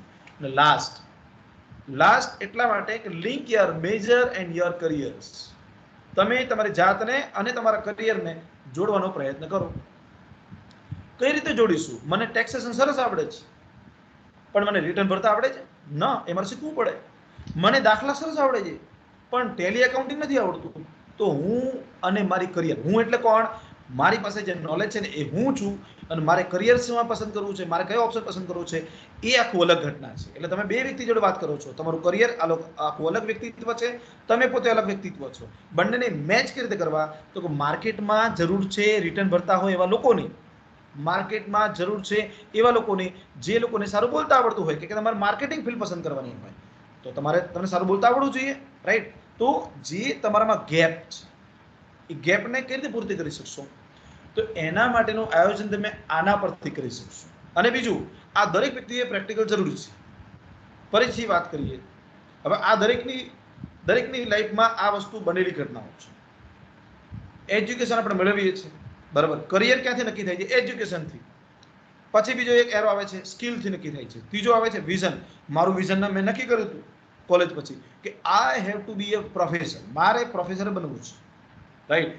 સચિન તેંડુલકરે 16 વર્ષની ઉંમરમાં નક્કી કરેલું I have to be a cricketer. અને કેવો ક્રિકેટર છે, બરાબર, કે જે વર્લ્ડમાં એવો ક્રિકેટર બન્યો કે જેના માટે ભારત રત્ન એવોર્ડના નિયમો બદલવા પડ્યા, રાઈટ. તમે એવું તો વિચારો કે કઈ હદે તમે પોતાનું જુનૂન જાળવી રાખો છો, કે તમારા માટે એવોર્ડના નિયમો બદલવા પડે. વિચાર તો કરો તમે, બરાબર, કે સચિન છે એ ઘણું રમ્યા એમની લાઈફમાં, બરાબર, અને હજુ રમતા જ હશે. Practice rehearsal is mandatory. હંમેશા કોઈ પણ ફિલ્ડ હોય એમાં રિહર્સલ જરૂરી છે, જરૂરી છે, જરૂરી છે. તમે સાયન્સ લીધું હોય, આર્ટ્સ લીધું હોય, કોમર્સ લીધું હોય, એની ફિલ્ડ, પણ જેમાં તમને રસ છે એમાં અઠવાડિયાના તમે કેટલા કલાક આપો છો? મને જીપીએસસીમાં મારે પ્રોફેસર જીપીએસસીમાં આગળ વધી અને મારે કંઈક કરવું છે, મારે મારા બિઝનેસમાં કંઈક ડેવલપ, મારા પપ્પાનો બિઝનેસ સારો એવો ચાલે છે, મારે એમાં થોડી મદદ કરવી છે, તો મારા બિઝનેસ વિશે પહેલા હું અભ્યાસ કરી લઉં. વિઝન તમારે નક્કી કરવાનું છે. ઇન્ટરેસ્ટ, હવે ઇન્ટરેસ્ટ તો ઘણા બધા હોઈ શકે ને. કોકે મને તો સાહેબ એલએલબીમાં રસ પડે, મને એકાઉન્ટન્ટમાં રસ પડે છે, પણ જ્યારે તમને વધુ પડતી બાબતોમાં રસ પડતો હોય ત્યારે તમારે પ્રાયોરિટી આપવી પડે. શેની પ્રાયોરિટી? કે મને સૌથી વધારે કઈ બાબતમાં વધારે પડતો મને રસ છે, કઈ જગ્યાએ મારો વધારે ફોકસ છે, રાઈટ? તો એ કરિયરમાં તમારે પસંદ કરવું. બીજું, કરિયરમાં મલ્ટિપલ કરિયર પણ તમે પસંદ કરી શકો છો, નો ડાઉટ. જેમ કે મને સિંગિંગનો શોખ હોય અને હું કોમર્સ લીધું છે, મને સાહિત્યનો મને શોખ હોય અને મેં કોમર્સ લીધું છે, તો સાઈડમાં મારે સાહિત્યનો અભ્યાસ મારે કેળવવો પડે. નો ડાઉટ મારી જોબ મને કોમર્સમાં મળી હોય, પણ મને સાહિત્યમાં રસ હોય તો મારે એ પ્રમાણે વાંચવું પડે અને એ સંતોષ પણ મારે મેળવવો પડે. અને ન કરનારાયણ કે એક વખત એવો સમય આવે કે કરિયરમાં હું સાહિત્યકાર તરીકે એટલો બધો ફેમસ થઈ જાઉં કે સાહિત્ય અકાદમીમાં મારે એક પ્રેસિડેન્ટ તરીકે મારી નિમણૂક થાય, રાઈટ? ભલે મેં કોમર્સ લીધું હોય. તો આ સિક્કો આપણે લગાવવાનો છે. તમે તમારી ફિલ્ડને પકડી ના રાખો કે હું કોમર્સનો છું, હું આર્ટ્સનો છું, પકડી ના રાખો. શિક્ષણ નીતિ 2020 આવી રહી છે, આવતા વર્ષથી 2022 થી અમલમાં આવશે. એ શું બતાવે છે? એ આ જ બતાવે છે કે વિદ્યાર્થીને એની ફિલ્ડ ભલે પકડી એને, પણ એ ફિલ્ડના આધારે એ વ્યક્તિ, એને રસનો વિષય હોય તો એને ભણવું હોય તો ભણી શકશે. કોમર્સનો વિદ્યાર્થી આર્ટ્સનો વિષય ભણી શકશે, સાયન્સનો વિદ્યાર્થી આર્ટ્સનો વિષય ભણી શકશે, કોમર્સનો વિદ્યાર્થી સાયન્સનો પણ અને આર્ટ્સનો વિષય એને ગમતો હોય તો ભણી શકશે. આપણે આ 2022 થી આ જ પ્રેક્ટિસ કરવાના છીએ, રાઈટ? સો નથિંગ ન્યૂ, બરાબર, કંઈ નવું નથી. એટલે કરિયરને તમે ફ્લેક્સિબલ બનાવો. એટલે જો કીધું ને, વેલ્યુઝ, ગોલ. હવે ગોલ આપણે નક્કી જ નથી કરી શકતા. હવે નક્કી નથી કરી શકતા, એના માટેનો નેક્સ્ટ સ્ટેપ આપણે જઈએ, બરાબર. દરેક જણ વાંચો શું લખેલું છે.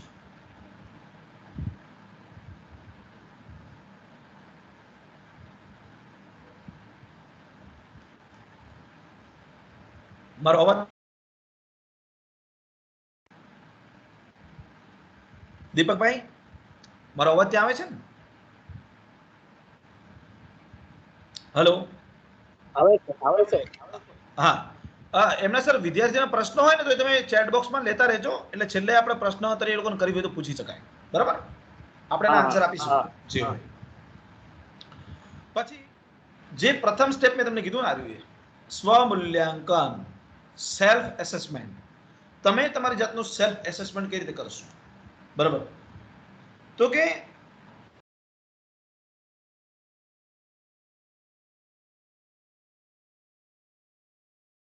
સેલ્ફ તમારા અભ્યાસમાં આ વસ્તુ ના આવી હોય, બરાબર, તો જ્યાં સુધી તમારા અભ્યાસમાં આ વસ્તુ ન આવી હોય ત્યાં સુધી તમે નક્કી નહીં કરી શકો. આપણે કદાચ બીકોમ સેમેસ્ટર 5 માં આ એક પોઈન્ટ આવશે ભણવામાં, કેસ સ્ટડી. કેસ સ્ટડીનો મોડેલ ચાલ્યું અને બિઝનેસમાં મોટામાં મોટા બિઝનેસમેન પણ પોતે એક મોડેલ બનાવે છે, જેને આપણે સ્વોટ મોડેલ તરીકે ઓળખીએ છીએ. હું એમ કહું છું કે તમે તમારી કરિયર પસંદગી શા માટે શ્રેષ્ઠ નથી કરી શકતા?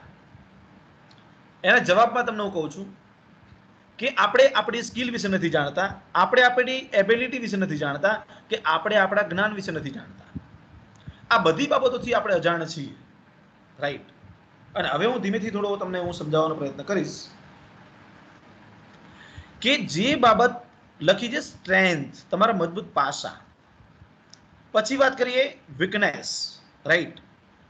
અને પછી વાત કરીએ ઓપોર્ચ્યુનિટી, અને પછી વાત કરીએ થ્રેટ. આ બધા જ પાસાઓ એકબીજા સાથે જોડાયેલા છે. હું તમને એક્ઝામ્પલ આપું કે જો તમે સ્ટ્રેન્થની વાત કરો તો પહેલા હું તમને કંપનીનું ઉદાહરણ આપીશ. કોઈ પણ કંપની છે માર્કેટમાં, એ કંપનીની પ્રોડક્ટ બહુ સારી છે, પણ પ્રોડક્ટની અંદર આપણી પાસે હંમેશા 4P આવતા હોય છે. 4P પ્રોડક્ટ, બરાબર, place, price, promotion, physical distribution, right. તો ડિસ્ટ્રીબ્યુશનની વાત આવે જ્યારે, તો જો પ્રાઇસ સારી હોય પણ ડિસ્ટ્રીબ્યુશન બરાબર ના હોય, એટલે મારી પ્રાઇસ સારી છે, મારું મજબૂત પાસું કયું સારું છે, મારી પ્રાઇસ બહુ લોવર છે, પણ સામે મારી ડિસ્ટ્રીબ્યુશન બરાબર નથી, એટલે મારી વીકનેસ થઈ, રાઈટ. મારી પ્રોડક્ટનું માર્કેટિંગ બહુ સક્ષમ છે, સારું એવું છે, સ્ટ્રેન્થ છે, રાઈટ. એ મારી સ્ટ્રેન્થ છે. એનાથી જો મારી પ્રોડક્ટની પ્રાઇસ સારી હશે તો એ તકો શું છે કે નાનામાં નાનો વ્યક્તિ પણ મારી પ્રોડક્ટ ખરીદી શકશે. એ મારી તક થઈ, ઓપોર્ચ્યુનિટી થઈ. એપલનો મોબાઈલ એટલો મોંઘો છે, રાઈટ, એનું પણ આપણે વીકનેસ શોધ્યું તો શું શોધી શકાય કે એને આપણે ઓર્ડર આપીએ પછી જ આપણને મળે છે.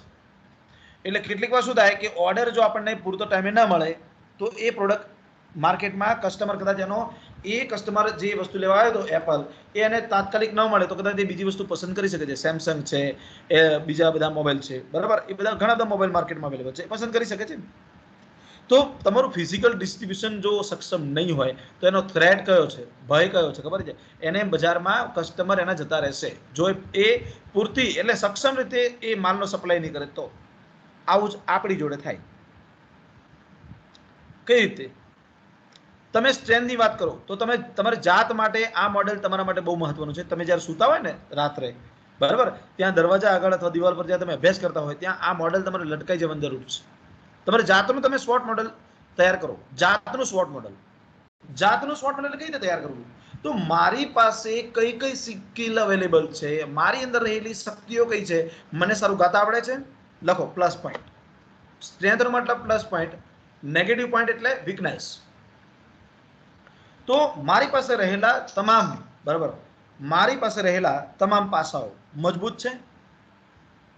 તો મને સારું ગાતા આવડે, મને સારું બોલતા આવડે, મને સારું ઇંગ્લિશ લખતા આવડે છે, મને એકાઉન્ટ આવડે છે પણ ટેલી નથી આવડતું, મને ટેલી આવડે છે, લખો ટેલી.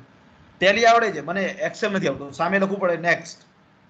વીકનેસમાં એક્સેલ નથી આવડતું, ત્યાં આપણે નેગેટિવ પોઈન્ટ લખવાના ને. ટેલી નથી આવડતું એ લખવાનું ને, બરાબર. મને ઇંગ્લિશ બરાબર નથી આવતું એ લખવાનું ને ત્યાં. તો જ્યાં તમે મજબૂત પાસાની વાત કરો છો, તો હવે હું તમને થોડું તમને ધીરેથી સમજાવીશ કે જ્યારે આપણને આવડતી બાબતો લખી શકીએ છીએ તો આપણે કઈ વસ્તુમાં આપણે પાછા પડીએ છીએ એ કેમ લખી ના શકાય? આ એબિલિટી અને સ્કિલ એટલે શું? આ જ તો છે કે તમારી અંદર જે વીકનેસ છે એ વીકનેસને તમે કઈ રીતે પૂરી કરશો? તો કે એ વીકનેસને તમે એ રીતે પૂરી કરી શકશો કે એના માટે તમારે રિહર્સલ કરવું પડશે. તમારે પોઈન્ટ આઉટ કરવું પડશે કે તમારામાં કઈ કઈ ખામીઓ રહેલી છે. જે ખામીઓ તમારી રહેલી છે એ ખામીઓને તમારે જો દૂર કરવી હોય તો એના માટે તમારે દરવાજા આગળ જ્યાં તમે રોજ સૂતા હોય, વાંચતા હોય, બેસતા હોય, ત્યાં લગાવી દેવાનું વીકનેસ. આ પોઈન્ટ રોજ તમારે સવારે યાદ કરવાનો છે. It is my weakness, it is my weakness. એ વીકનેસના આધારે તમે તમારા મજબૂત પાસાને વધુ મજબૂત કરી શકશો. હવે બીજું, જે મને આવડે જ છે એમાં મારે ઇમ્પ્રુવમેન્ટ લાવવાનો છે. મને સારું ગાતા, બોલતા, વાંચતા જે લખતા આવડતું હોય, મને ટેલી સારું આવડે છે પણ હું ફાઇનલ એકાઉન્ટ નથી કરી શકતો, તો ટેલીની રોજ પ્રેક્ટિસ કરો. હું એન્ટ્રી કરું છું, મને એન્ટ્રીમાં ભૂલો પડે છે, તો એકાઉન્ટનું 11 એકાઉન્ટ લઈ લો, એને જોડે લઈ બેસો, પછી વાત કરું તમને. મને એકાઉન્ટ ફાઇનલ કરતા તો આવડે છે, દાખલા કરતા આવડે છે, પણ મને ઓડિટિંગ નથી આવડતું. તો એના માટે ઓડિટિંગ કંપની દ્વારા 2013ની પ્રોવિઝન વાંચવી પડે. મને ટેલી આવડે છે પણ જીએસટી નથી આવડતું, તો મારે જીએસટીની ચોપડીઓ લાવવી પડે. ગુજરાતીમાં ઘણી બધી ચોપડીઓ અવેલેબલ છે, ઇંગ્લિશમાં પણ અવેલેબલ છે, પણ એ ચોપડીઓ વાંચવાની આપણે તસલ્લી ક્યારે લીધી ન, કે આપણને કોઈ કહેતું જ નથી કે મારી પાસે આ સ્કિલ છે. આ તમારે જાતે કોઈ ટીચર તમને સમજાવશે નહીં શું છે. આજે તમારા મનમાં શું ચાલતું મને થોડી ખબર પડે? તમારા મગજમાં શું ચાલતું હોય તમને ખબર પડે ને, મને થોડી ખબર પડે. તો you have to decide your self. તમારે જાતે નક્કી કરવાનું છે કે તમારું મોડેલ, તમારું સ્વોટ મોડેલ તમારે જાતે નક્કી કરવાનું છે. એટલે મેં લખ્યું છે જો અહીંયા સેલ્ફ સ્વોટ વિશ્લેષણ. હવે જો સ્વોટ મોડેલ તમે તૈયાર કરી નાખો છો તો જીએસટી તમને આવડે તો મોટા ભાગના સીએની એક જ કમ્પ્લેન હોય છે કે સાહેબ અમને જે સ્ટુડન્ટ મળે છે ને એમને જીએસટી નથી ભાવતું, એમને ઇન્કમ ટેક્સ નથી ભાવતું. એ બીકોમ કર્યું તો આવે છે, એમકોમ કર્યું તો આવે છે, પણ એની પાસે નોલેજ નથી હોતું. કેમ નોલેજ નથી હોતું? કેમ કે આપણે દાખલા ગણીએ છીએ અને ભૂલી જઈએ છીએ, ભણીએ છીએ અને ભૂલી જઈએ છીએ. પણ માર્કેટમાં જ્યારે હું ઓડિટર તરીકે જતો હોય તો ઓડિટ કરતી વખતે મારે કઈ બાબતો ધ્યાનમાં રાખવાની? તો આ આપણા અભ્યાસક્રમમાં નથી આવતું, આવે છે પણ આપણે એને ડિટેલમાં અભ્યાસ કરતા નથી. હું તો તમને ત્યાં સુધી કહું કે યુટ્યુબમાં તમે સર્ચ મારો ને, લેક્ચર ઓફ પ્રેક્ટિકલ ઓડિટિંગ, ડગલો લેક્ચર ખુલશે. બરાબર, ખાલી સિલેબસના ના પકડો તમે. જો તમે ખરેખર વિદ્યાર્થી તરીકે ભણતા હોય ને તો ક્યારે સિલેબસને નહીં જોવાનો. સિલેબસ તો આપણે પૂરો કરવાનો જ છે, પણ એનાથી વધુ શું? Beyond the books. હંમેશા તમારું knowledge A beyond the books હોવું જોઈએ, બુક્સથી ઉપર હોવું જોઈએ. હું તમને એમ કહું કે હું ચોપડી નથી લાવ્યો ભાઈ આજે એકાઉન્ટની, તો હું તમને દાખલા નહીં ગણાવું તો તમને કેવું લાગશે? સાહેબ ચોપડી વગર દાખલા ના ગણાવાય? ગણાઈ શકાય છે. મારા ઘણા બધા એવા કિસ્સા છે મારા પોતાના કે કેટલીક વાર ચોપડી ભૂલી ગયો હોય તો હું 3-3 કલાક એમને કાઢી નાખું ચોપડી વગર જ. કઈ રીતે? તો મેં જેટલું વર્ષો ભણાવ્યું છે, 10 વર્ષ 11 વર્ષ, એમાં એટલું તો શીખ્યો હોય કે ભાઈ કયો કન્ટેન્ટની અંદર કયો દાખલો બનાવી શકું છું. એમ ટેક્સેશન હોય, એકાઉન્ટ હોય, ગમે તે હોય, તો તમારી પાસે એટલું નોલેજ તો હોવું જોઈએ કે એક વખત તમે બુક્સ ના લઈ જાઓ ક્લાસમાં તો એ આપણે ભણાવી શકતા હોવા જોઈએ. રાઈટ, તમે પ્રેક્ટિકલ દાખલો બનાવી શકવાની ક્ષમતા ધરાવતા હોવા જોઈએ. અને જીએસટી છે, માર્કેટિંગ છે, ટેલી છે, અકાઉન્ટિંગ છે, તો આપણને આનાથી ઉપર પણ જવાનું છે. અહીંયા આગળ હું તમને એ પોઈન્ટ કવર કરું છું, પણ તમે તમારી જાતે નક્કી કરો તમારી સ્ટ્રેન્થ શું છે, તમારી વીકનેસ શું છે, અને ભાર શેના પર મૂકવાનો ખબર છે? વીકનેસ અને થ્રેટ્સ. થ્રેટ્સ એટલે ભય સ્થાન. તમને ઇંગ્લિશ સારું નહીં આવડે તો માર્કેટમાં કોઈ કંપની તમને નોકરી નહીં આપે, એ તમારું ભય સ્થાન છે. તમને ટેલી ભલે આવડતું હોય પણ તમને એન્ટ્રીમાં ભૂલ પડે છે ભાઈ, તમે પ્રેક્ટિસ બરાબર નથી કરી તો તમને માર્કેટમાં જ્યારે જશો ત્યારે તમને એ ભૂલો એ પાછી એમને રહેવાની જ છે. અને જો પ્રેક્ટિસ મેં ભૂલ ચલતી હૈ, બરાબર, ફાઇનલમાં ભૂલ નહીં ચલતી. બોલો કેમ કે મેચ તમે રમતા હોય, મેચ ટેસ્ટ મેચ, તો ટેસ્ટ મેં તમે ભૂલો કરશો ચાલશે, ભાઈ ફાઇનલમાં મેં ભૂલો ના ચાલે ને. Right, because rehearsal is a rehearsal. તમે રિહર્સલ શા માટે કરો છો? Two remove the mistake your self. તમારી ભૂલો છે ને દૂર કરવાની છે, એટલા માટે આપણે રિહર્સલ કરીએ છીએ. So ultimately you should know about your weakness and your threats. તમારે તમારી જાતને પૂછવાનું છે કે ભાઈ તમને શું નથી આવડતું. કે કોઈ વ્યક્તિને આજે હું તમને પૂછું કે તમારું નામ જે તે હોય તો મને તમારી વીકનેસ ખબર ના હોય, તમારી વીકનેસ તમને જ ખબર હોય ને. થ્રેટ્સ એ તમને જ ખબર પડશે કે એનાથી તમને શું નુકસાન થશે. રાઈટ, કે બધાને ખબર જ છે મને શું આવડે છે, અને મને શું આવડે છે એ ખબર હોય તો મને એ પણ ખબર હોય મારે એમાં શું તકો મળેલી છે. રાઈટ, એટલે યુ શુડ ડિસાઇડ કે તમારે શું નક્કી કરવાનું છે. આ ચિત્ર મેં એટલા માટે મૂકેલું છે કે lack of skill, lack of ability અને લેક ઓફ નોલેજ, આ 3 બાબતો એવી છે કે જો તમને આ 3 બાબતોમાં નબળા હશો, તમે આ 3 બાબતો નક્કી નહીં કરી હોય તો કાલે ઉઠી તમે જ્યારે સીડી ચડવા જશો, શેની સીડી? કરિયરની સીડી, તો તમે એવા જો જેમ જેમ સીડી ચડતા જાવ છો ને એમ મજા આવશે, પણ નોલેજ ઓછું હશે, સ્કિલ ઓછી હશે, એબિલિટી ઓછી હશે તો તમે એવા પડશો ને, બરાબર, કે ઊભા પણ નહીં થઈ શકો. એટલે આપણે પડવાની વાત નથી વિચારતા. આપણે એટલા સ્ટ્રોંગ થઈને જઈએ બજારમાં કે આપણે હંમેશા ઉપર જવાનું જ વિચારવાનું, ગોલ હંમેશા ઊંચો જવો જોઈએ, નીચો નહીં. રાઈટ, એટલે આ સ્કિલની બાબત છે. Area of interest, where do you want to go? એકાઉન્ટિંગમાં ક્યાં જવું છે? ટેક્સેશનમાં ક્યાં જવું છે? માર્કેટ બેઝ તમારે કઈ કઈ જોબ અવેલેબલ છે? મેનેજમેન્ટમાં કયા કયા પોઈન્ટ અવેલેબલ છે? રાઈટ, બિઝનેસના પર્પઝ કયા છે? અને ગવર્મેન્ટ સેક્ટરમાં જવું છે તો કોમ્પિટિટિવ એક્ઝામમાં કઈ કઈ એક્ઝામ આવે છે? GPSC, UPSC, NET, GSET, TET, STET, CTET, clerical post, એને ક્લાસ 3 અને ક્લાસ 4. સરકારના કોઈ પણ ખાતામાં જાઓ તમે એમાં ક્લાસ 3 અને ક્લાસ 4 હોય ને હોય જ. રાઈટ, આપણે ક્યાં જવાનું છે? સરકારમાં જવું છે, મારો બિઝનેસ પોતાનો ચાલુ કરવો હોય તો સ્ટાર્ટઅપમાં જવું પડે. રાઈટ, તો આ તમારા એરિયા ઓફ ઇન્ટરેસ્ટ થયા. આ જસ્ટ ખાલી મેં તમને બતાવવા માટે રાખે છે. આના કરતાં પણ વધારે તમારી પાસે એરિયા છે, એ હું તમને આગળ લઈ જાઉં છું એ બાબત ઉપર. હું તમને પાછો કોમર્સ ઉપર લઈ આવ્યા. આ કેમ ખુશ ચહેરો દેખાય છે ખબર છે? Yes, I got degree of BCom, I got degree of MCom. પછી શું? પછી પાછું ટેન્શન. રાઈટ, આ ચહેરાનો સિમ્પલ મિનિંગ એવો છે કે તમે જ્યારે ડિગ્રી મેળવી લો છો, એરટેલ મેનેજમેન્ટ લઈ લો, એચઆર લઈ લો, ચાર્ટર્ડ એકાઉન્ટન્ટ થઈ ગયો, બીબીએ થઈ ગયા, રાઈટ, પછી શું? તો I got degree only. Degree તમે મેળવો છો, ડિગ્રીની સાથે તમારી પાસે કોઈ પ્લસ પોઈન્ટ નહીં હોય તો પાછું તમારું ઉદાસ થવાનો ચહેરો પાછો આવવાનો જ છે. એટલે મેં કીધું ને કે ડિગ્રી મેળવ્યા પછી આપણે ખુશી મળે છે, યસ આઈ ગોટ ઇટ, આપણે મેળવી લીધી. પણ એના પછી શું ભાઈ આગળ? તો જો મેં અહીંયા આખું ચિત્ર બનાવેલું છે. બિઝનેસ કરવો છે, ઇકોનોમિક્સ સબ્જેક્ટમાં તમારે આગળ જવું હોય તો એમાં ઇકોનોમિક્સમાં જાઓ.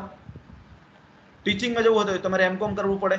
એમકોમ પછી તમે બીએડ કરી શકો, અથવા તમે યુજીસી નેટ સ્લેટની પરીક્ષા આપો તો પ્રોફેસર બની શકો છો. સ્ટેટિસ્ટિક્સમાં તમે એમએસસી, તમે જે લોકો બીએસસી વાળા હોય, આજે તો એમકોમમાં પણ સ્ટેટિસ્ટિક્સ ચાલતું હોય છે.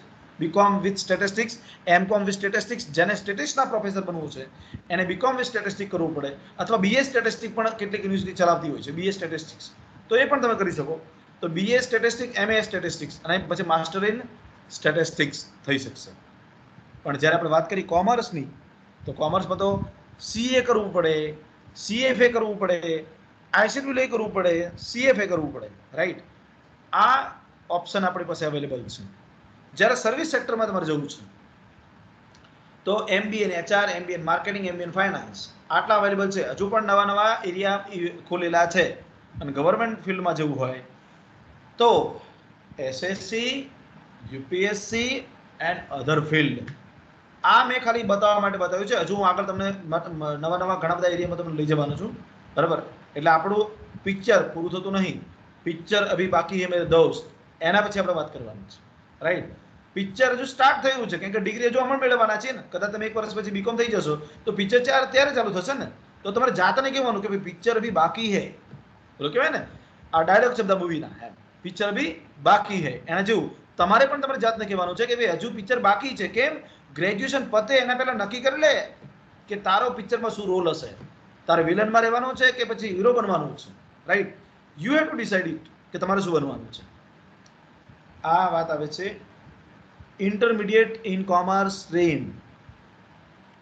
તો તમે ડિપ્લોમા પ્રોગ્રામ, 2 વર્ષના પ્રોગ્રામની વાત કરતા હોય તો ડિપ્લોમા ટુરિઝમ સેક્ટર ચાલે છે, ડિપ્લોમા હોટેલ મેનેજમેન્ટ ચાલે છે, diploma authorize air hostess and flight, પછી ડિપ્લોમા એજ્યુકેશન, રાઈટ? પછી વાત આવે છે ડિગ્રી પ્રોગ્રામ. ડિગ્રી પ્રોગ્રામમાં બીકોમ આપણે જોયું, BBA LLB, BA LLB, BBA LLB, BBA એમ, બરાબર? Bachelor in business management, BCA, BCom in computers, BA economics, right? તમે તમારું પસંદગી, આ જો બીકોમ ઓનર્સ, આપણે કેટલા વિદ્યાર્થીને ખબર નહીં હોય કે બીકોમ અને બીકોમ ઓનર્સ વચ્ચે શું તફાવત છે. તો બીકોમ અને બીકોમ ઓનર્સ વચ્ચે એવો તફાવત છે. દીપકભાઈ, મારો અવાજ આવે છે? દીપકભાઈ, દીપકભાઈ, હા આવે છે, ક્લિયર છે. હા, મારો અવાજ આવે છે ને સર? હા હા હા, ઓકે.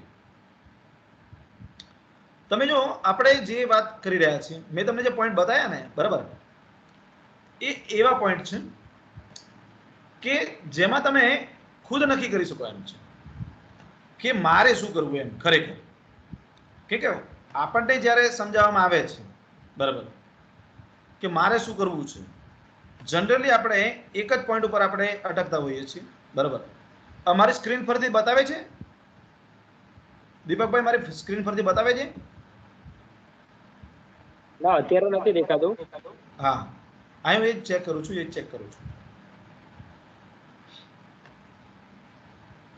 આપણે એ વાત ઉપર જ અત્યારે છીએ કે ભાઈ જ્યારે તમે શું કહેવાય, પોઈન્ટ ઓફ વ્યૂથી તમારા એંગલથી તમારે જોવાનું છે, નહીં કે તમારે મારા એંગલથી જોવાનું છે, રાઈટ? તો હંમેશા તમે જ્યારે તમારી જાતની વાત કરતા હોય તો હંમેશા એ પોઈન્ટ ઉપર ભાર મૂકો, હંમેશા,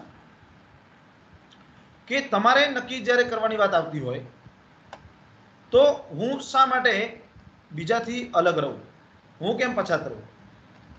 તમારે હંમેશા એક જ બાબત ઉપર ભાર મૂકવો પડે કે જ્યારે તમારે તમારું કરિયર નક્કી કરવાનું હોય, પૂછવાનું બધાને, નો ડાઉટ, માહિતી બધાની લેવાની, પણ માહિતી લીધાની સાથે, બરાબર, માહિતી લીધાની સાથે મારે ખુદને નક્કી કરવાનું છે કે મારે શું કરવાનું છે, રાઈટ? એટલે આ બધા કોર્સિસ તો અવેલેબલ છે જ. સીએ પ્રોગ્રામ છે, આઈસીડબ્લ્યુએ છે, સીએસ છે, સીએફએ છે. હવે તમને ખાલી હું ઝલક આપી દઉં. ઘણા બધા વિદ્યાર્થી કન્ફ્યુઝ હોય છે કે સાહેબ સીએ સારું આઈસીડબ્લ્યુ એ સારું કે સીએ સારું? અને સીએફએ એક નવી બ્રાન્ચ ખુલી છે, સીએફએ, ચાર્ટર્ડ ફાઇનાન્શિયલ એનાલિસિસ્ટ. સીએસ એટલે શું? તો કે કંપની સેક્રેટરી પ્રોગ્રામ. આઈસીડબ્લ્યુ નું નવું નામ આવ્યું છે. આઈસીડબ્લ્યુ નું નવું નામ આવેલું છે એ નામ છે ICMA, institute of cost and management work, management accounting. એમ પહેલા આપણે આઈસીડબ્લ્યુ કેમ કહેતા હતા ખબર છે? એનું ફૂલ ફોર્મ જો તમને કહું, ઇન્સ્ટિટ્યૂટ ઓફ ચાર્ટર્ડ એકાઉન્ટન્ટ એટલે CA, institute of cost and work account, બરાબર. અને હવે નવું નામ છે ICMA, institute of chartered accountant, sorry, institute of cost accountant and management accounting એટલે એમએ. Last company secretary. અને છેલ્લું મેં કીધું કે સીએફએ. સીએમાં કેમ જવું જોઈએ? સીએમાં ધેર આર એકાઉન્ટિંગ, ટેક્સેશન, લો, આલ કવર્સ. આ બધા ટોપિક ત્યાં કવર થઈ જાય છે. આઈસીડબ્લ્યુમાં શું છે ખબર છે? તો સીએ છે ને એનું કામ એક તમને કીધું, સીએ નું કામ મહત્વનું એવું હોય છે, એ ઓડિટ કરી શકે છે અને તમારા રિટર્ન ભરી શકે છે. અને સીએમાં પણ હમણાં નવી બ્રાન્ચ આવી 2017માં જીએસટી ઇમ્પ્લિમેન્ટ થયું આપણે ત્યાં, બરાબર. તો 2017માં જીએસટી આવ્યા પછી હવે એક સ્પેશિયલાઇઝેશન ઇન જીએસટી, તમે સીએ સ્પેશિયલાઇઝેશન કરી શકો જીએસટીમાં જ. એટલે તમે જીએસટીના સીએ ઓડિટર થઈ શકશો. તમે ડોક્ટરની એક ફિલ્ડ આવે છે, ડોક્ટર તમે શેમાં થાવ? ડોક્ટરનું ભણવું હોય, તમારે એમબીબીએસ થવું હોય તો તમે સ્પેશિયલ આવે, special in orthopaedics, specialize and paediatric, right, specialist in psychologist. તમે જો કોઈ પણ ડોક્ટર તમને એવું નહીં મળે જે આંખનો પણ ડોક્ટર હોય, દાંતનો પણ ડોક્ટર હોય, ગળાનો ડોક્ટર હોય, એવું ના હોય. તો સ્પેશિયલાઇઝેશન જરૂરી છે. તમે એમ કહો છો સીએ, તો સીએ એટલે શું? તો કે જે વ્યક્તિને રિટર્ન ભરવાનું કામ હોય, અકાઉન્ટન્ટ જે સીએ કંપનીએ પોતાના રિટર્ન તૈયાર કરે, બરાબર, કંપની પોતાના રિટર્ન ફાઇલ કરે છે, એ રિટર્ન ફાઇલનું કામ કોણ કરે છે? સીએ કરે છે. ઇવન કંપનીના એન્યુઅલ રિપોર્ટ્સમાં સહી કોની હોય છે? તો કે સીએની હોય છે.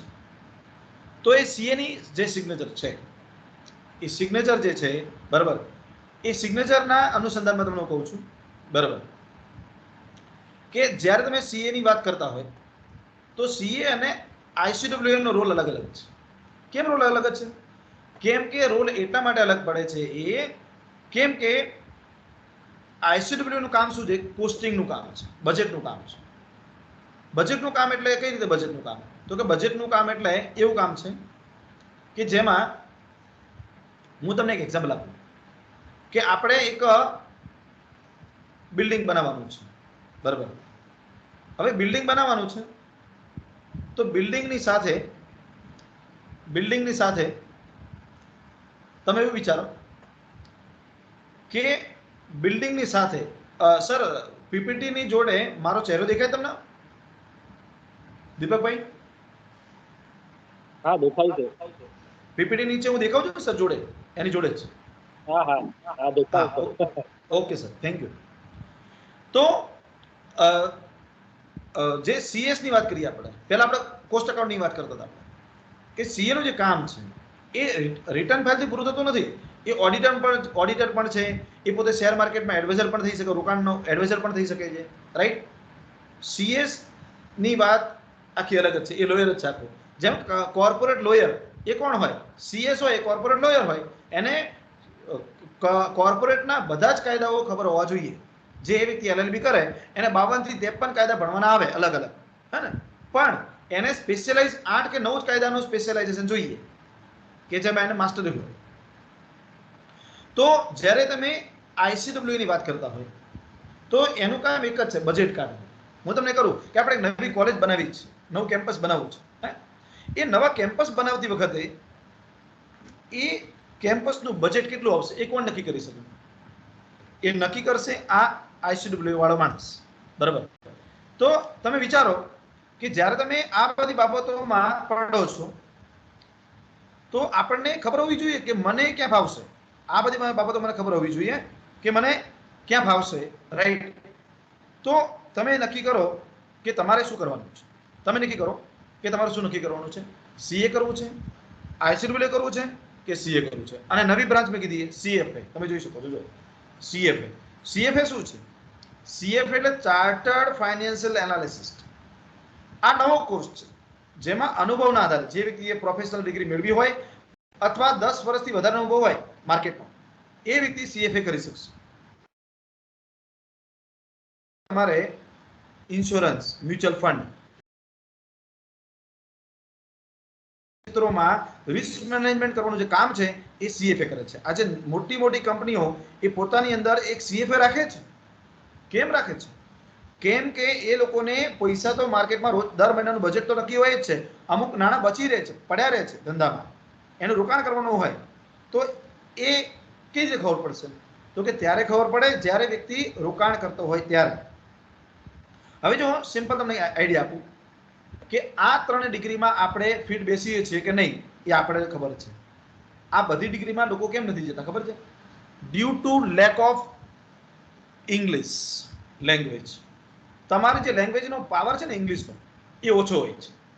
એટલે અરે વિદ્યાર્થીઓ ઇંગ્લિશ મીડિયમમાં એડમિશન લેતા પણ અચકાતા હોય છે. હું એમ કહું છું કે ઇંગ્લિશ મીડિયમમાં આપણે બહુ બરાબર ટેન્શન લેવાની જરૂર જરાય નથી. હું મારી વાત કરું તો હું પોતે ગુજરાતી મીડિયમમાં ભણેલો વિદ્યાર્થી છું, બરાબર. હું પ્રોફેસર બન્યો ગુજરાતીમાં જ ભણેલો છું. તો પણ આજની તારીખમાં મને કોઈ જગ્યાએ કે તમારે સ્પોકન ઇંગ્લિશ મીડિયમમાં તમારે લેક્ચર લેવાનો છે તો હું લઈ શકું છું. કારણ શું? કારણ એક જ છે. કારણ એક જ છે કે આઈ હેવ ઇન્ટરેસ્ટ, બરાબર. મને ઇંગ્લિશમાં રસ છે. હું તો એમકોમ કરતો હતો ત્યારથી હું તો રેફરન્સ બુકો વાંચતો હતો, બરાબર. એટલે મારી પાસે તો મેં એમકોમના આટલા બધા પુસ્તકો લખ્યા, અક્ષરમાં ઘણું બધું કામ કર્યું. એનું મૂળ કારણ શું છે? કેમ કે એકાઉન્ટ્સના એટલા સારા સારા રેફરન્સ બુકો હું ભણ્યો છું, બરાબર, વાંચ્યા છે. આ તમને ટાઇટલ ખાલી બતાવું છું, જો અહીંયા તમને દેખાશે ફાઇનાન્શિયલ એકાઉન્ટ દેખાશે, બરાબર. આ તમને દેખાશે. અત્યારે હાલની વાત કરું છું, નવું ટેક્સેશન ભણાવતો હોય તો તમારે આ રિફર કરવું પડે, ટેક્સેશન, બરાબર. તો ઇન્કમ ટેક્સના પ્રેક્ટિકલ તમારે જે કહેવાય, બરાબર, જે તમારા પ્રેક્ટિકલ વિષયો છે એના વિશે ખાલી બીએસએ એટલું નહીં ચાલે. બીએસએ ની ઉપર જાઓ તમે. પ્રેક્ટિકલ માર્કેટમાં બુક્સ મળતી હોય, ઓનલાઈન પીડીએફ બુક મળતી હોય તો એ તમે કરવી પડે, બરાબર. તો એ ક્યારે મળે તમારામાં, બરાબર, કે જ્યારે તમે અભ્યાસ કરતા હોય ત્યારે. અને અભ્યાસ ખૂબ જ જરૂરી છે. અભ્યાસ નહીં કરો તો તમે કંઈ નહીં કરી શકો. આ મેં તમને કીધું કે આટલા પોઈન્ટ આપણી પાસે અવેલેબલ છે, બરાબર. સ્ક્રીન ચેન્જ કરું છું 2 મિનિટ.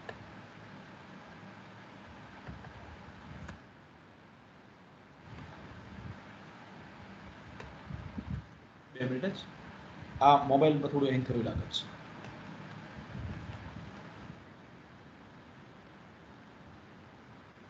અવાજ તો આવે છે ને દરેકને ત્યાં? દીપકભાઈ આવે છે અવાજ આવે છે. Okay sir, okay sir. હું આ 2 મિનિટ આને મિનિમાઇઝ કરું છું, બરાબર. હા,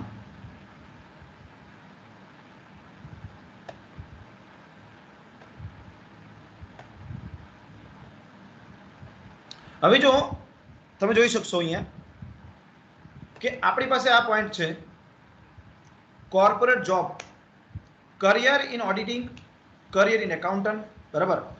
તો જો private as well as government, જરૂરી નથી કે તમે પ્રાઇવેટમાં જોબ કરો, ગવર્મેન્ટમાં પણ ઘણી બધી જગ્યાઓ છે.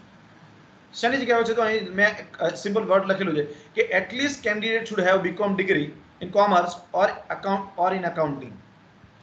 And some people, some employee have MCOM, MBA Finance, and also Economics and Statistics will help you. Internal auditor, external auditor, government auditors, forensic auditor, GST auditor, tax auditor, IT auditors. તમે ખાલી નક્કી કરો તમારી જાતને, બરાબર. શું નક્કી કરવાનું ખબર છે?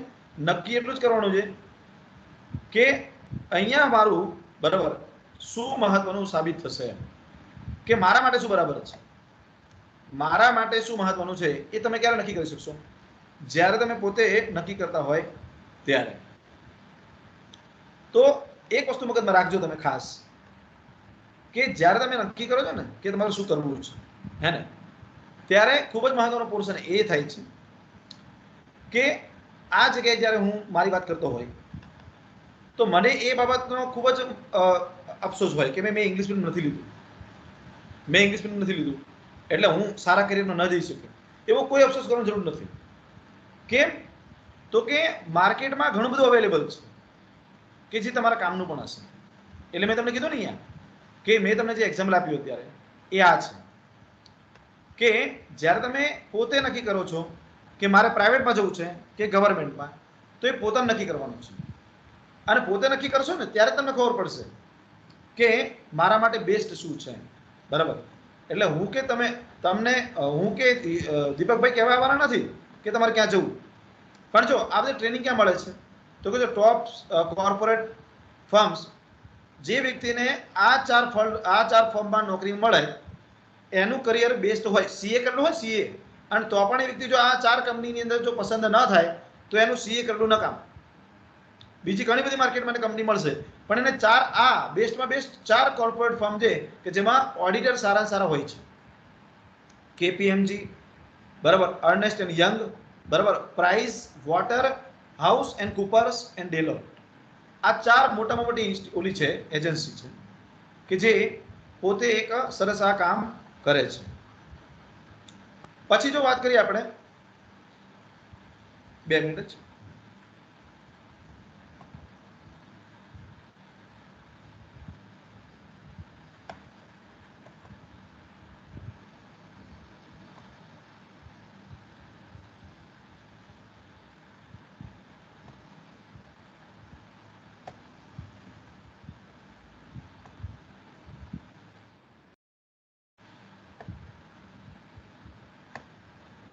હા, હવે દેખાય છે દરેક મિત્રોને મારી સ્લાઇડ?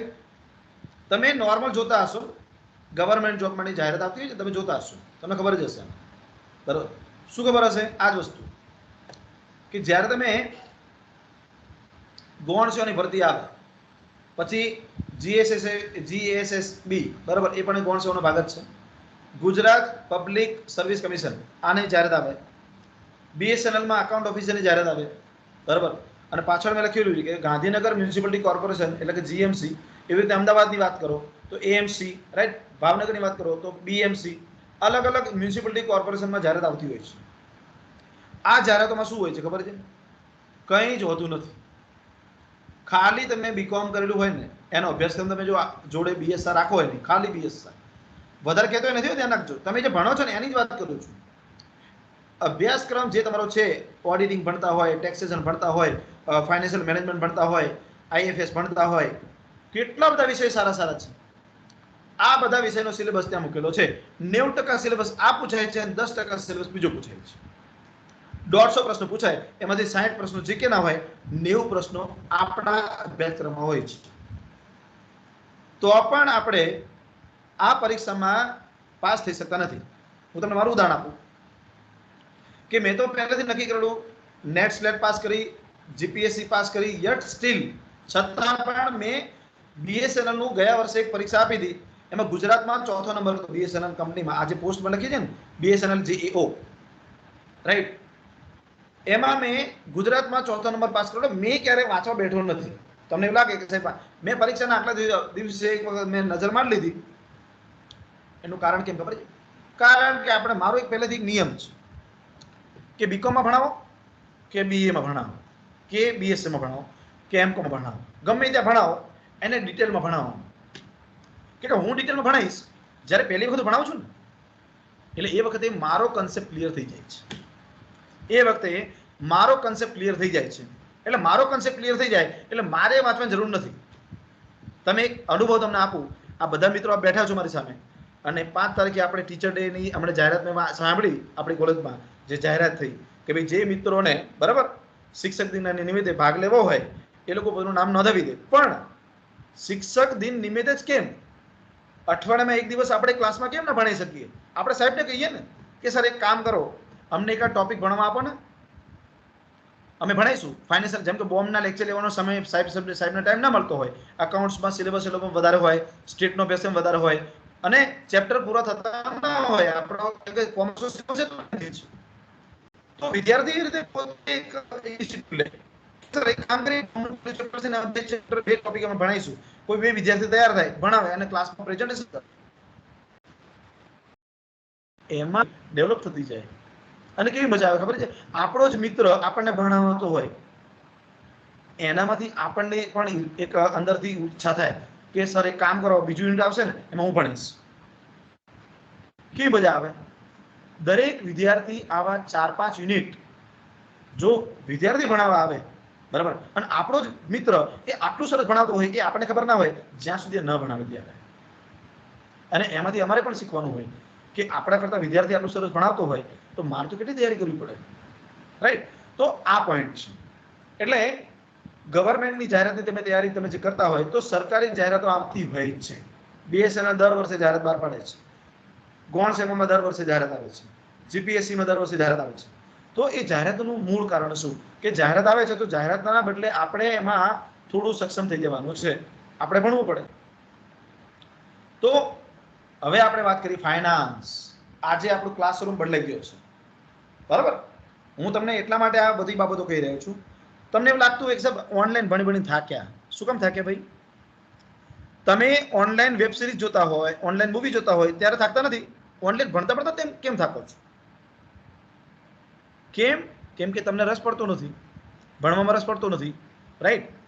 તો આ તમે ક્લાસરૂમ જુઓ, આ ક્લાસરૂમનું વાતાવરણ બદલાઈ ગયું છે. હવે પહેલો એક ક્લાસરૂમ વચ્ચેનો ફોટો જુઓ, એમાં બધા ઉતરતી સીડીમાં બેઠેલા છે બધા, અને ટીચર ત્યાં ભણાવે છે. એક ક્લાસ ફૂલ છે, રાઈટ? આજે એક સમય એવો આવ્યો છે, વ્યક્તિ હોમ લર્નિંગ. તમે જો બીજો વચ્ચેનો ફોટો છે ફાઇનાન્સની બાજુમાં, જમણી બાજુ ફોટો દેખાય છે, એમાં બધા ઓનલાઈન દેખાય છે. આજે તમે ઓનલાઈન જે માધ્યમથી તમે મારી જોડે જોડાયા ને, આ એનું એક કારણ છે. લોકડાઉનનો પણ એક ફાયદો છે કે આજે હું તમારી કોલેજમાં ઓનલાઈન આવી શક્યો. ઓફલાઈન કદાચ મને બોલાવ્યો હતો, કદાચ ન આવી શકું, ગમે તે કારણ હોઈ શકે, રાઈટ? નીચે એક ફોટો જોવો, એમાં જો બાળક છે, વિદ્યાર્થી, સામે ટીચર પણ હેપી છે અને સામે વિદ્યાર્થી પણ હેપી છે, રાઈટ? અને બાજુમાં જો એક ડિગ્રી મેળવેલા બેન બેઠા છે, રાઈટ? અને ખુશ ચહેરામાં દેખાય છે. આ બાજુ તમે ડાબી બાજુ જો એક બેન છે, બરાબર? એ પણ પોતાના કાન ઉપર એક લગાવેલું છે. શું લગાવેલું છે ખબર છે? કે એક હેન્ડફોન લગાવેલો છે, હેડફોન, અને એના માધ્યમથી એ પોતે ખુશ દેખાય છે. આ ઓનલાઈનમાં પણ આપણે ખુશ કેવી રીતે રહેવું, બરાબર? તમે જો ક્લાસની અંદર તો પહેલાથી આપણે હાજરીના પ્રશ્નો છે. જેટલા વિદ્યાર્થીઓ એડમિશન લે છે એટલા કોઈ લેક્ચર ભરતા નથી. જેટલા લોકો લેક્ચર રેગ્યુલર ભરે છે એ નસીબવાળા છે કે જે કંઈક શીખે છે. તો ઓનલાઈનમાં પણ આજે માર્કેટમાં કેટલી બધી જોબ અવેલેબલ છે. આમે ખાલી લખ્યું છે ફાઇનાન્સ. ફાઇનાન્સમાં investment, commerce, economic, global crisis, બરાબર? Global exchange, right? Trend, banking, inflation, પછી ઇન્ડસ્ટ્રીયલ પ્લાન, કેટલા બધા, financial accounting, right? Money growth, કેટલા બધા આપણી પાસે અવેલેબલ છે ફાઇનાન્સમાં. તો આ બધું તમારે જો હોય તો એના માટેનો એક જ ઉપાય છે આપણી પાસે. અને કયો ઉપાય ખબર છે? એ ઉપાય છે તમારો ઓનલાઈન હોય કે ઓફલાઈન, આપણે જરાય કંટાળો લાવવાનો નથી. તમે જ્યારે કંટાળો લાવશો ને, જ્યારે તમે કંટાળો લાવશો ને, એટલે એ વખતે તમારો લોસ છે, અમારો લોસ છે નહીં, રાઈટ? એટલે તમારે શીખવાનું છે. તમારે હવે જો વાત કરીએ ફાઇનાન્શિયલ વર્લ્ડની, માર્કેટમાં કોમર્સનો વ્યક્તિ શું કામ કરશે? આના પછી ઘણા બધા કરિયરના ઓપ્શન આપણી પાસે છે. તો જો વર્ક એઝ અ પ્રોફેશનલ, તમારે સરકારમાં નથી જવું તો શું કરશો? Formulate the financial strategy in consulting in top management. તમે કોઈ સારી કંપનીમાં ટોપ મેનેજર તરીકે બેઠા હશો, શું ડિસાઇડ કરતા હશો? તમે ટોપ મેનેજમેન્ટમાં બેઠા હોય, મતલબ શું ખબર છે? તમારી નીચે બીજા 10 લોકો કામ કરતા હોય ત્યારે તમે ટોપ મેનેજમેન્ટમાં બેસી શકો, એમ નામ ન બેસાય. ફોરકાસ્ટિંગ પ્રોફિટ એન્ડ લોસ, તમે નફો-ખોટ શોધતા હશો. Exploring source of finance on best terms, તમે કંપનીને સલાહ આપતા હશો કે બજારમાંથી આપણે નાણાં મેળવવા છે, કયા સોર્સ સારા છે, કયા ચીપ, એટલે કઈ જગ્યાએ વ્યાજનો દર ઓછો છે જ્યાં આપણે પસંદ કરી શકાય. એન્યુઅલ પરફોર્મન્સ રિપોર્ટ્સ, તમે કંપનીના રિપોર્ટ્સની અંદર તમારો ફાળો હશે. તમે સમજો કે તમારા નસીબ સારા હોય અને તમે કોઈ કંપનીના બોર્ડ ઓફ ડિરેક્ટર બની ગયા, વોટ વિલ યુ ડુ? તો તમે ત્યાં રિપોર્ટ તપાસતા હશો. અને coordinator, internal and external auditors, right? Coordinator તમે ઇન્ટરનલ ઓડિટર પણ હોઈ શકો છો અને કંપનીના એક્સટર્નલ ઓડિટર પણ હોઈ શકો છો. અને કોમ્પ્લિયન્સ વિથ લીગલ રેગ્યુલેશન, રાઈટ? તમે GST, income tax, consumer act, financial જેટલા પણ એક્ટ છે આપણી પાસે બધા જાણતા હશો, તો તમારો રોલ કેટલો બધો વધી જાય. તમે જો, તમે એવું ના માનતા કે કોમર્સ ભણ્યા પછી આપણે ખાલી એકાઉન્ટન્ટ બની ગયા. નો, તમારો રોલ બહુ મોટો છે. તમે એને પહેલા એને વિચારો તો ખરા, એના વિશે વાંચો તો ખરા કે ફાઇનાન્શિયલ વર્લ્ડમાં આપણું કેટલું સ્ટેટસ બને એવું છે. તમારે નક્કી કરવાનું છે. એના માટે તમારે કઈ પૂર્તિ જરૂરી છે, તમારે કયા નોલેજના સોર્સ જરૂરી છે. You have to decide it, right? આ બાજુ મેં લખ્યું છે કે at least candidate should have a master degree in finance, master degree in financial management, CA, ICWA or CS. એટલે માસ્ટર ડિગ્રી ઇન કોમર્સ હોય તો ચાલે, બરાબર. તમે આના પછી બીકોમ પછી એમકોમ કરો અને માર્કેટમાં તમારે આ રીતે એમકોમ પછી તમારે એકાઉન્ટન્ટ બનવું હોય તો બની શકો છો. જોબ પણ કરાય અને એમકોમ પણ કરાય, કરી શકાય છે, વેરી ઇઝી. એમબીએ કરવું હોય તમારે, કદાચ તમને ઈચ્છા થાય કે મારે એમકોમ પછી એમબીએ કરવું છે, you can do MBA in MBA with finance, MBA with HR, MBA with અત્યારે તો નવા કન્ટેન્ટ આવી ગયા છે, in IoT, internet of things, right. નવા કન્ટેન્ટ આવેલા છે અત્યારે, રોબોટિક્સ એકાઉન્ટિંગ, લો નવો કન્સેપ્ટ આવ્યો. હજુ આપણે પુરાણું ભૂલ્યું નથી અને નવું તો ઊભું છે આપણી સામે. તો આ વાત છે. જેને એવું છે મને એકાઉન્ટિંગમાં રસ નથી, મને ટેક્સેશનમાં રસ નથી, મને અલગ જ રસ છે. શેમાં રસ છે? મેનેજમેન્ટમાં. What will be do in management? તો જો અહીંયા તમે જો ખાલી એમબીએ કરવા માંગતા હોય અથવા તમે એમબીએ કરેલું હોય તો એને વચ્ચે આ જે ચાર્ટ છે ને, આ વચ્ચેનો ચાર્ટ તમે જોઈ શકો છો. કેટ આઈઆઈએમ દ્વારા જે પરીક્ષા લેવાય છે, કેટની એક્ઝામ લેવાય છે. બીકોમ પછી તમે જો વિચારતા હોય કે મારે એમબીએ સારામાં સારી કોલેજમાં એડમિશન લેવું છે તો તમારે કેટની તૈયારી ચાલુ કરી દેવી પડે. અને એમબીએ આઈઆઈએમ સિવાય બીજી બધી ઇન્સ્ટિટ્યૂટમાં તમારે જો જવું હોય તો તમારે મેટની પરીક્ષા કરવી પડે અને એના પછી પરીક્ષા સેટની પરીક્ષા આવે છે, બરાબર. આ બધી પરીક્ષાનો મતલબ શું છે?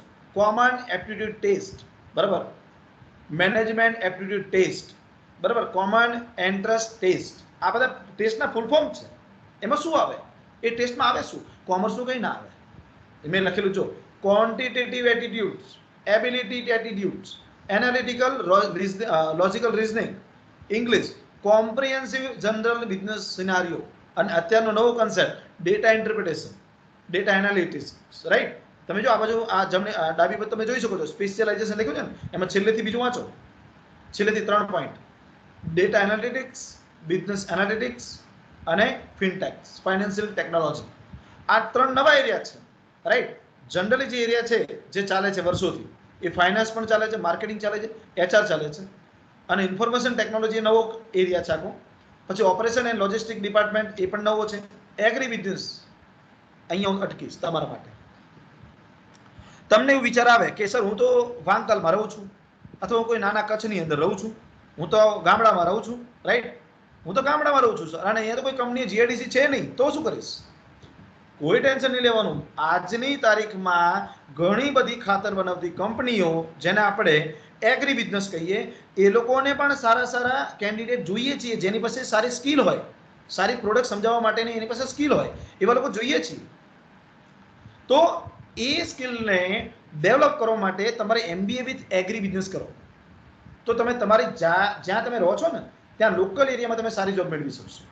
એના માટે તમારે આઈઆઈએમમાં જવાની જરૂર નથી, પણ ઘણી બધી રૂરલ અત્યારે હાલમાં, બરાબર, ઇન્સ્ટિટ્યૂટ ઓફ રૂરલ મેનેજમેન્ટ એવી ઘણી બધી ઇન્સ્ટિટ્યૂટ છે જે પોતે તમને રૂરલ મેનેજમેન્ટ સમજાવે છે. તમને એક અમદાવાદની ઇન્સ્ટિટ્યૂટ છે, નામ આપું, મહાત્મા ગાંધી ઇન્સ્ટિટ્યૂટ છે આખી, મહાત્મા ગાંધી ઇન્સ્ટિટ્યૂટ.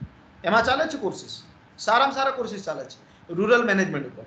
અને રૂરલ મેનેજમેન્ટ શા માટે ભાર મૂકવો? તો એ ભાર એટલા માટે મૂકવામાં આવે કે અમદાવાદ, મારે કચ્છની અંદર માર્કેટિંગ કરવું છે, મારે સુરતની અંદર માર્કેટિંગ કરવું છે, મારે સાપુતારામાં માર્કેટિંગ કરવું છે, અને અહીંયા મારે ગામડાના વિદ્યાર્થીઓ જોઈએ છે જે આજુબાજુના એરિયાથી પરિચિત છે, આજુબાજુના લોકોથી એની ભાષાથી જાણે છે. આજે તમારી સુરતી ભાષા હોય, બરાબર, અને મારી કચ્છી ભાષા હોય, હું અમદાવાદ, મારી અલગ ભાષા હોય, હું સૌરાષ્ટ્રનો તો મારી કાઠિયાવાડની ભાષા હોય. તો જે કંપની આજે નિમણૂક કરવાની છે એને લોકલ ભાષા જાણતો હોય એવો વ્યક્તિ જોઈતો હોય.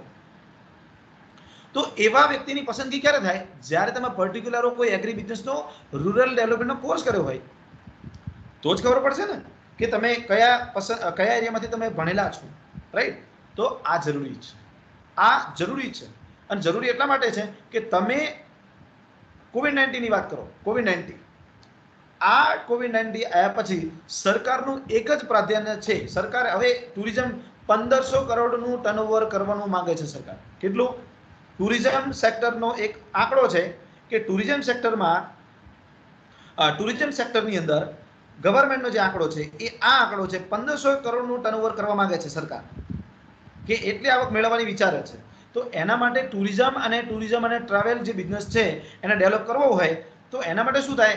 ધોળાવીરા છે, અમારે કચ્છમાં ધોળાવીરા છે, એવું તમારા કોઈ એરિયામાં તો જો હેરિટેજ સિટી આવતી હોય તો તમે ટુરિસ્ટ ગાઈડ તો બની શકો છો. ટુરિસ્ટ ગાઈડ બીકોમ પછી એક વર્ષનો કોર્સ કરી લો ટુરિસ્ટ ગાઈડનો, તો આજુબાજુની જ્યાં સારી સારી કંપનીઓ છે, સારા સારા હોટલો છે, એમાં તમે કોન્ટેક્ટ કરી લો અને હોટલોમાં તમારા રિઝ્યુમ આપી દો કે અહીંયા કોઈ પણ વ્યક્તિ આવે છે એને તમે અમારો કોન્ટેક્ટ કરાવજો, તો હોટલ તમારો કોન્ટેક્ટ કરશે કે ભાઈ અહીંયા કોઈ સારા સારા ફોરેનથી અથવા આજુબાજુના રાજ્યોમાંથી કોઈ માણસો આવેલા છે જેમને દ્વિભાષી જોઈએ છે, ટ્રાન્સલેટર દ્વિભાષી જોઈએ છે, રાઈટ?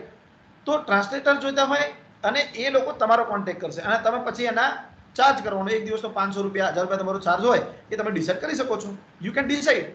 પણ એના માટેની સ્કિલ આપણી પાસે હોવી જોઈએ. જો તમે એટલું નહીં કરેલું હોય તો યુ કેન ડુ એનીથિંગ. હું તમારા પર ભાર મૂકું છું, તમે નક્કી કરો વોટ ડુ યુ વોન્ટ, તમારે શું કરવું છે એ તમારે નક્કી કરવાનું છે. અને આ બધા એરિયા તમને શા માટે બતાવું છું, આ બધા એરિયાથી તમે કદાચ પછાત જાણતા ન હોય, એ નોલેજ તો તમારી પાસે અભાવ હોય, રાઈટ? એટલા માટે તમને કહું છું કે જોબ પ્લેસમેન્ટ ક્યાં ક્યાં થઈ શકે. જરૂરી નથી કે તમે કોર્પોરેટમાં જાઓ, નો. જોબ પ્લેસમેન્ટમાં, ગવર્મેન્ટ જોબમાં પણ આજે ઘણી બધી ગવર્મેન્ટ સરકારી કંપનીઓ છે. જેમ તમે એક્ઝામ્પલ આપું, બેલ, બીપીસીએલ, એચપીસીએલ, ઓએનજીસી, ઘણી બધી ગવર્મેન્ટ કંપનીઓ છે જેમાં MBA ની જોબ રિક્રુટમેન્ટ હોય છે. એ ગવર્મેન્ટ જોબ છે તમારી. તમે એવું ના માનતા કે MBA પછી મને ગવર્મેન્ટ જોબ નહીં મળે. નો, ગવર્મેન્ટ કંપનીઓ, જેને કહેવાય પબ્લિક અન્ડરટેકિંગ યુનિટ્સ, PSU, જેને ગવર્મેન્ટ સેક્ટરની કંપનીઓ કહેવાય, રાઈટ? એમાં પણ તમારું કરિયર તમે મસ્ત એવું સ્થાપી શકો છો. પણ ક્યારે બને આ બધું? શક્ય ક્યારે બને? શક્ય ત્યારે જ બનશે જ્યારે તમે પોતે આ વસ્તુ પોસિબલ કરી શકશો, રાઈટ? એટલે આ મેનેજમેન્ટના એરિયા છે. પછી વાત આવે છે કેપિટલ માર્કેટ. વિજયભાઈ, સોરી દીપકભાઈ, હજુ આપણે આગળ સમય છે ને સાહેબ? સમય છે. કેટલો સમય છે મને કહો, કે આ તો ચાલતું રહેશે એટલા માટે. તો કઈ નહીં સર, આપણે થોડુંક ચાલુ રાખો, 10 મિનિટ. 15 મિનિટ ખેંચીએ, 15 મિનિટ થોડું 15 મિનિટ ચાલુ રાખીએ છે. ઓકે, હા. એટલે જો શોર્ટમાં તમને લઈ જાઉં કે હવે આપણી પાસે સમય ઓછો છે, આપણે ફરી ક્યારેક મળીશું એટલે ડિટેલમાં હજુ આપણે આપણા પર ઘણું ડિસ્કસ કરી શકાયું છે કે કરિયર ઇન કેપિટલ માર્કેટ. કેટલાક મિત્રો એવા હોય છે, હું તમને એક સિમ્પલ આઈડિયા આપું છું કે હમણાં મેં અમદાવાદની અંદર અહેમદાબાદ મિરરમાં વાંચ્યું, પોકેટ મનીનો યુઝ તમે શું કરો છો? પોકેટ મનીનો તમને દર મહિને 1000 2000 વાપરવા મળતા હોય ને, એ તમે ક્યાં રોકાણ કરો છો? તો કે શેર બજારમાં. કોઈ લોકો વાપરી નાખતા હોય, કોઈ લોકો રોકાણ કરતા હોય. તો એમને એવું જાણવા મળ્યું મને એમના તરફથી કે 1 લાખ, જે લોકો પોકેટ મની વધારે હોય, 10,000 મેળવતા હોય, 1 લાખ મેળવતા હોય, એ લોકોએ પોકેટ મનીનો યુઝ ક્યાં કર્યો ખબર છે? શેર માર્કેટમાં, મ્યુચ્યુઅલ ફંડમાં, LICમાં, ઇન્સ્યોરન્સ સેક્ટર. અને આજે એક રિવ્યુ એવો છે કે એ લોકોને આજની તારીખમાં પોતે 2 વર્ષ પછી ફાઇનાન્શિયલી એટલા એ લોકો ઇન્ડિપેન્ડન્ટ બની ગયા રોકાણથી કે એ લોકોને બજાર, એમના મમ્મી પપ્પા પાસેથી પોકેટ મની લેવાની જરૂર પડતી નથી. હવે તો વાત કરીએ અહીંયા simple. After MCOM, after MBA finance, after CMA, after CS, after CFA, તમે પોતાનું સ્થાન, બરાબર, એ કેપિટલ માર્કેટ જે છે, ઇક્વિટી માર્કેટ લો, મ્યુચ્યુઅલ ફંડ લો, વેલ્થ મેનેજમેન્ટ લો, ઇન્વેસ્ટમેન્ટ મર્ચન્ટ બેન્કિંગ કો, રેટિંગ એજન્સી કો, રાઈટ, ઓડિટ ડિપાર્ટમેન્ટ કો, ટેક્સેશન લો, કન્ઝ્યુમર ફોરમ લો, અથવા એકેડેમિક અને મીડિયા લેવલ લો. આ બધામાં તમારી કોર્પોરેટ જોબ તમે ફિક્સ કરી શકો છો. આની ટ્રેનિંગ તમને કોણ આપે? તો BSc તમને ટ્રેનિંગ આપે છે. NICM, national institute of security market, એ તમને ટ્રેનિંગ આપે છે. ક્રેડિટ રેટિંગ એજન્સી, એટલે કે તમે ક્રાઇસિલમાં તમે પોતાને ટ્રેનિંગ લઈ શકો છો. એવી માર્કેટમાં ઘણી બધી કોલેજો છે જે અત્યારે પોતાના, અને બીજું BSc અને અહેમદાબાદ મેનેજમેન્ટ એસોસિએશન, અમદાવાદની એક આ સંસ્થા છે, અહેમદાબાદ મેનેજમેન્ટ એસોસિએશન, જે પોતે આવા નાના નાના શેર માર્કેટના કોર્સની તમને ટ્રેનિંગ આપતું હોય છે. આ ટ્રેનિંગનો ફાયદો શું ખબર છે? તમે જાતે રોકાણ કરતા થઈ જશો. એટલે પોતાનું કરિયર તમે એડવાઇઝર તરીકે પણ ડેવલપ કરી શકો છો અને પોતે પણ તમારું રોકાણ કરી અને સારામાં સારું કામ કરી શકો છો. એટલે આ એક પણ સારો એરિયા છે, રાઈટ?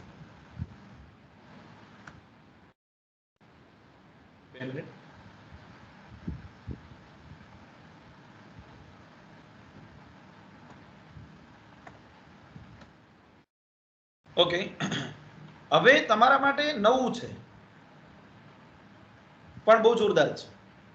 દરેક વ્યક્તિ phone pay, Google pay, digital ટેકનોલોજીથી આપણે અવેર છીએ જ. માર્કેટમાં આ બધી જોબ અવેલેબલ છે. મેં તમને ખાલી એરિયા કીધા, હું તમને ખાલી એરિયા કહી દઈશ. Security engineer, security administrator, cryptographics, crypto architects, computer forensic science scientist, ethical hackers, source code auditors, information security technological વાળા જે માણસો હોય એ આમાં જોઈન થઈ શકે. Security auditors. હવે આપણને એમ છે કે સર આ બધું ક્યાં કામ આવે? તો આ ડિપાર્ટમેન્ટ જોઈ લો. આર ફોર્મ્સ, જે લોકોને પોલીસ ડિફેન્સ સેક્ટરમાં જવું છે, પોલીસમાં જવાનું હોય, પીએસઆઈની તૈયારી કરતા હોય, તો એવા પ્રોફેશનલ્સ. તમને ખબર છે કે કેટલીક વાર ડિફેન્સ સેક્ટરમાં પોલીસ ડિપાર્ટમેન્ટ હોય, બરાબર, ડિફેન્સ સેક્ટરમાં એમાં કેટલીક વાર સાયબર ટેકનોલોજીથી એ લોકો અવેર નથી. આજે જે લોકો વ્યક્તિ એલએલબી કરવા માંગતા હોય અને એ લોકોને એમ જ કહું કે તમે સાયબર લોની અંદર સ્પેશિયલાઇઝેશન કરો. જેને એલએલબી કરવું છે એની માટે એને સાયબર લોની અંદર જ પોતાનું ઓલું કરે, જાહેર કરે, એલએલબી કરે. હવે એલએલબી કરવાનો ફાયદો શું? તો જો અહીંયા digital in financial world, digital marketing, digital transaction અને આ બધા જે કામ છે તમારા, IT user, cyber crops, e commerce, web designer, security specialist, IT users, cyber investigator, cyber detective innovations, આ બધી તમારી પોસ્ટ છે. આ બધા તમારા કામ છે કે જેમાંથી જો તમે કરિયર ઇન સાયબર સિક્યુરિટી અને સાયબર લોમાં તમે પોતાનું કરિયર બનાવવા માંગતા હોય તો બની શકે એમ છે. પણ એના માટે કઈ કઈ ડિગ્રી જોઈએ? તો કે MSc IT, MB IT, MCA, CA, CMA, CS, CFA, LLB અને 5 યર લો તમે કરેલું હોય તો તમે આની અંદર તમારું કરિયર તમારું પોતાનું બનાવી શકો છો. જેને નક્કી જ કરેલું છે મારે શું કરવું છે, એલએલબી કરવું છે, બીકોમ પછી એલએલબી કરવું છે, તો કયા કયા એમાં કામ ત્યાં કરવાના હોય ખબર છે? તો કે જો કોન્સ્ટિટ્યુશન લો ભણવાનો આવે, એન્શ્યોરિંગ એન્ડ મોનિટરિંગ કોમ્પ્લિયન્સ. તમે કોઈ પણ કાયદા વિશે જાણતા હોય તો એનું કોમ્પ્લિયન્સ, એનું પાલન કઈ રીતે કરવું, ડ્રાફ્ટિંગ કઈ રીતે કરવું. જો ઇન્ટરપ્રિટેશન ઓફ કોર્ટ જજમેન્ટ, કોઈ પણ જજમેન્ટ મારે વાંચવું કઈ રીતે એ મને ક્યારે ખબર પડે? જ્યારે હું કોર્ટની ભાષા જાણતો હોય ત્યારે. લોની ભાષા આખી અલગ હોય. ડ્રાફ્ટિંગ વર્ક કઈ રીતે કરવું, ડ્રાફ્ટિંગ વર્ક કઈ રીતે કરવું, પેપર વર્ક કઈ રીતે કરવું, ફિલિંગ કોર્ટ, બરાબર, કોર્ટની અંદર મારા કેસીસ કઈ રીતે ફાઇલિંગ કરવા, handling of the legal issues, કોઈ પણ લીગલ ઇસ્યુ મારે કઈ રીતે હેન્ડલ કરવો. તો આપણા કોમર્સની અંદર કયા કયા લો મહત્વના છે એવું તમને કહું છું ખાલી. તો contract law, IT law, banking law, environmental law, GST law, company law, income tax law, custom law, consumer law, IBC, insolvency bankruptcy code law, interpretation law, international law અને સિવિલ એક્ટ. આટલા કાયદા તમે જો ભણી લો છો એલએલબીમાં, જરૂરી નથી તમે એક જ કાયદા પર કામ કરો, તમે બે કાયદા પર કામ કરો, તમે જીએસટી અને ઇન્કમ ટેક્સ બંનેનું કામ કરી શકો. અને કોર્સ આવે છે ડીટીપી, બીકોમ પછી તમે કોર્સ કરી શકો DTP, diploma in tax practice. Diploma in tax practice law જે એલએલબી ની કોલેજ હોય એમાં ચાલતો હોય છે આ કોર્સ, બરાબર. તો બીકોમ પછી બીએસસી પછી 3 વર્ષની એલએલબી, 12મા પછી કરતા હો તો 5 યર ઇન્ટિગ્રેટેડ લો, 5 વર્ષનું એલએલબી આખું આવે છે કોર્સ, એ કરી શકો. Net, GSET, PhD with return communications, બરાબર. તમે કોર્પોરેટ લોયર નહીં, પણ તમે વિચારતા હોય કે તમે બેંકમાં તમારી જોબ ક્યાં ક્યાં હોઈ શકે એની વાત કરું છું. તો બેંકમાં, ઇન્સ્યોરન્સ સેક્ટરમાં, કંપનીમાં, ફાઇનાન્શિયલ કંપનીમાં, પબ્લિક સેક્ટરમાં, બેંકની અંદર, મીડિયા ગ્રુપની અંદર, પ્રાઇવેટ સેક્ટરની અંદર, કન્સલ્ટિંગ ફર્મની અંદર, લીગલ ફર્મમાં, બરાબર, લીગલ ફર્મની અંદર, આઉટસોર્સિંગની અંદર, દરેક જગ્યાએ તમે પોતાનું કરિયર એ કરી શકો છો, બરાબર. તો એ ક્યારે શક્ય થાય? જ્યારે તમે આ એલએલબી કરેલું હોય, આ બધું તમને નોલેજ હોય ત્યારે તમે આ બધું કામ કરી શકો છો. અને હવે તમારા મહત્વના પોઈન્ટ ઉપર વાત આવું છું, બરાબર. એ કયો પોઈન્ટ છે? તો એ પોઈન્ટ તમારો સેલ્ફ સ્ટડી છે. કોવિડ-19 ગયા પછી સરકારની યોજનાઓમાં MOOC એ પ્રોફેસરોમાં પણ અને વિદ્યાર્થીમાં પણ એટલું જ ફેમસ રહ્યું છે, બરાબર.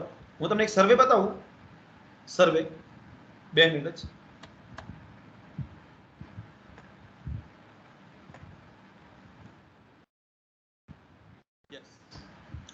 અમેરિકનના શિક્ષણનો સર્વે 19-20 એવું કહે છે કે સૌથી વધારે બિઝનેસવાળા જે લોકો હતા, બિઝનેસવાળા લોકો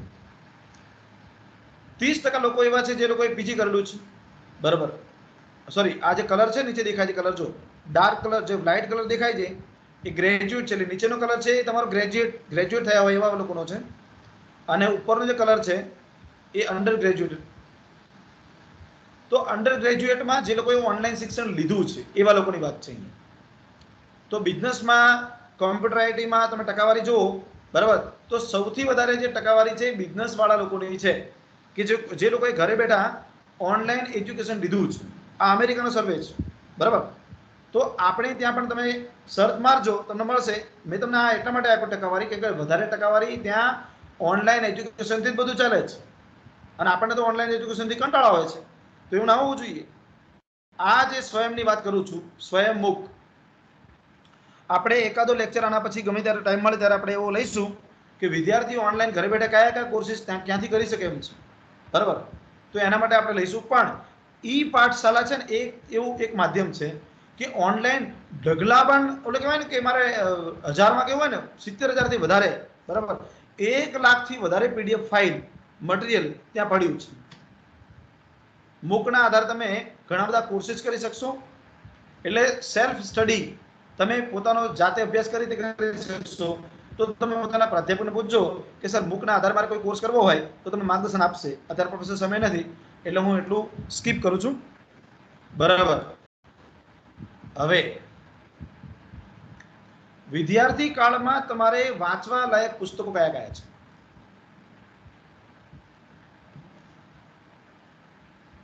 વિદ્યાર્થી કાળમાં તમારી પાસે વાંચવા લાયક પુસ્તકો, તો તમે પુસ્તકના તમે સ્ક્રીનશોટ લઈ લેજો. આવા પુસ્તકો તમને બજારમાં મળતા હોય મેળવી લેવાના, જે તમને તમારા કેરિયર પ્રત્યે જગાડશે. આજે મેં તો તમને થોડા જગાડી દીધા હશે કદાચ, બરાબર. મારો ટાર્ગેટ એવો છે કે કદાચ ભલે આપણે 100 કે 150 કે 200 લોકો જોડાયા હોય, એમાંથી 10% લોકો પણ જો પોતાના કરિયર માટે જાગી જાય છે તો એ મારા માટે બહુ જ આનંદની વાત હશે, બરાબર. તો આ જે બાબત છે સ્વયંપ્રભા, એ પણ એક આપણો પ્રોગ્રામ છે ગવર્મેન્ટનો, જ્યાંથી તમે ટ્રેનિંગ લઈ શકો છો. આ પુસ્તકો જોઈ લો તમે. આ પુસ્તકોનો તમે ફોટો પાડી લેજો. આટલા પુસ્તકો તમે વાંચેલા હશે તો લાઈફમાં તમે ક્યારે નિરાશ નહીં થાવ, ક્યારે તમને ટેન્શન નહીં થાય, આત્મવિશ્વાસ તમારો વધતો જશે, આળસને અલવિદા કહી દેશો, તમારી જાત ઉપર તમે કંટ્રોલ રાખતા થઈ જશો, રાઈટ. અને તમારી ક્રિએટિવિટી એ તમે ઓટોમેટિકલી તમે ડેવલપ કરતા થઈ જશો, રાઈટ. આ બધા પુસ્તકોનો તમારે એઝ અ વિદ્યાર્થી તરીકે તમારે વાંચવું જોઈએ. આ તમને એક એક્ઝામ્પલ આપી દઉં. અહીં હકારાત્મક વલણનો એક તમને ફોટો દેખાય છે. શું દેખાય છે ખબર છે? કાચનો ગ્લાસ ભરેલો છે. એના પરથી મારે તમારું જો સ્ટેટસ જાણવું હોય ને કે વોટ ઇઝ યોર સ્ટેટસ, તમારો માઇન્ડનું લેવલ કેટલું છે, હું જાણી શકું છું. આ એક સાયકોલોજી ટેસ્ટ છે. હું તમને એવું પૂછું કે આ ગ્લાસ શું બતાવે છે, તમે એમ કહો કે આ તો સર અધૂરો ગ્લાસ ભરાવે, આ અધૂરો પાણીનો ગ્લાસ ભરેલો છે. તમે એવું કીધું કે અધૂરો ગ્લાસ, એટલે હું માનીશ કે તમારું જે લેવલ ઓફ જે થિંકિંગ છે એ નેગેટિવ છે, કે તમે એમ કીધું કે સાહેબ અધૂરો ભરેલો છે. તમે એમ કહો સર આ તો પાણીનો ભરેલો ગ્લાસ છે, એટલે તમારે એવું માનવું પડે કે આ ફૂલ ઓફ પોઝિટિવ એનર્જી વાળો માણસ છે, જેને ફૂલ ઓફ ગ્લાસ કીધો છે. કોઈ એમ કે સર આ તો ગ્લાસ પાણીનો અડધો ખાલી ગ્લાસ છે, એટલે મારે ત્યાં સમજવું પડે કે એનો અડધો માળ ખાલી હશે, બરાબર, અડધો ભરેલો છે. એટલે આવા ઘણા બધા ટેસ્ટ છે કે જેના આધારે આપણે નિર્ણય લઈ શકીએ. ડિસિઝન મેકિંગ પાવર પણ ડિસિઝન લઈ શકાય છે, બરાબર. જેને મેનેજમેન્ટમાં રસ છે તો એ લોકો આવા પુસ્તકો પોતાના લાઈફમાં રાખી શકે એમ છે. ભારતીય મેનેજરની અજાયબી દુનિયા સરસ પુસ્તક છે. વેચાણની કળા, તમારું વેચાણ તમારી પાસે બોલી સારું શકો છો પણ વેચાણ નથી કરી શકતા, તો એને મારે સ્કિલ ડેવલપ કરવી છે. કઈ રીતે કરી શકાય? આનાથી કરી શકાય. સફળતાના તમારા સોપાના બધા છે, બરાબર, કે વેચાણની કળા કઈ રીતે ડેવલપ કરવી. બોલતા તો આવડે છે, નો ડાઉટ. મને મારી કચ્છી ભાષા બહુ સરસ આવડે છે, મને મારી સુરતી ભાષા બહુ સરસ આવડે છે, પણ મારે કંઈક જાણવું છે, મારે કંઈક બારામાં ઇમ્પ્રુવમેન્ટ કરવી છે, તો આવું પુસ્તક એક બધું વાંચો, ઓટોમેટિકલી તમારું ઇમ્પ્રુવ થશે, રાઈટ. જેને રોકાણની અંદર રસ હોય કે સર મારા રોકાણની આદત, હું બહુ ખર્ચા કરું છું, અદ્ભુત ખર્ચા કરું છું, બચત થતી જ નથી, એક વખત વોરેન બફેટને વાંચી લો, બરાબર, ખર્ચા કરતા બંધ થઈ જશો અને બચત કરતા ચાલુ થઈ જશો, રાઈટ. સફળતા તમારા કદમોમાં છે જો તમે ઈચ્છો તો. એટલે હું મારી કોલેજની પ્રવૃત્તિની વાત કરું છું. અમે મારી કોલેજમાં ઘણી બધી પ્રવૃત્તિઓ કરીએ છીએ. વિદ્યાર્થી જો આ દેખાય છે પહેલો ફોટો, એમાં વિદ્યાર્થીને ભણાવે છે. ગ્રુપ એક્ટિવિટી જેને કહેવાય, ગ્રુપ ડિસ્કશન. અહીંયા વિદ્યાર્થી પેઇન્ટિંગ કરે છે. જો આ બે વિદ્યાર્થી પેઇન્ટિંગ કરે છે ને, એક કાગળ અમે આપીએ ને, પેઇન્ટિંગ કરે છે. આ બાજુ જે વિદ્યાર્થી છે નાટક કરી રહ્યા છે. અમે ડ્રામા પણ વિદ્યાર્થીને એક્ટિવ કરીએ છીએ કે તમે વિદ્યાર્થી આવો, તમારામાં જે પ્રવૃત્તિ હોય. આજે એક છોકરો હાથમાં કંઈક લઈને બેઠો છે ને, એમાં એક વિદ્યાર્થી છે ભરત પરમાર કરી, બરાબર. એ વિદ્યાર્થી ક્લે મોડેલિંગ એટલું સરસ કરે છે. ક્લે મોડેલિંગ એટલે શું ખબર છે? માટીના વાસણો બનાવે ને, એ માટીની પ્રોડક્ટ બનાવે. તમે એમ કહો કે માટીની બોટલ બનાવો, તો માટીની બોટલ બનાવશે એ છોકરો. તમે એમ કહો કે માટીનો મોબાઈલ બનાવો, ગેમ રમવા માટે નહીં, પણ આમ જસ્ટ એમ એક્ઝામ્પલ તરીકે. તમે એમ કહો કે માટીનું માઉસ બનાવો, તો માટીનું માઉસ બનાવી શકે. એનામાં એવી આર્ટ છે. તો અમે એને પણ આપણે પ્રમોટ કરીએ છીએ. અને તમે નહીં માનો, ગુજરાત નહીં પણ અમારે કચ્છ યુનિવર્સિટી લાગુ પડે છે. સપ્તધારામાં દરેક કોલેજોમાં પ્રથમ નંબરે, પ્લસ એ વિદ્યાર્થી યુનિવર્સિટી લેવલે પ્રથમ નંબરે આવેલો વિદ્યાર્થી આ છે અમારો, બરાબર. એટલે અમારો આ લાડકો વિદ્યાર્થી છે. રંગોળી હોય, ચિત્ર સ્પર્ધા હોય, મિમિક્રી હોય કે માઇમ હોય, અમે દરેક વિદ્યાર્થીને અમે એક સરખી તક આપીએ છીએ કે વિદ્યાર્થી પોતાનું જે બેસ્ટ આપવું હોય એ આપવું હોય તો અમે એને આમંત્રિત કરીએ છીએ. તો તમારામાં પણ આવું ટેલેન્ટ પડ્યું હોય તો તમે પણ પોતાની કોલેજમાં સ્વૈચ્છિક રીતે પોતાની જાતને પૂરું કરો, બરાબર. તો ઓટોમેટિકલી તમારો વિકાસ થશે. દીપકભાઈ, હવે આપણું અહીંયા સેશન, આપણે અહીંયા મારું સેશન હું અહીંયા પૂર્ણ જાહેર કરું છું. હવે વિદ્યાર્થીના કોઈને પ્રશ્ન હોય તો એક બે પ્રશ્ન આપણે લઈ શકીશું.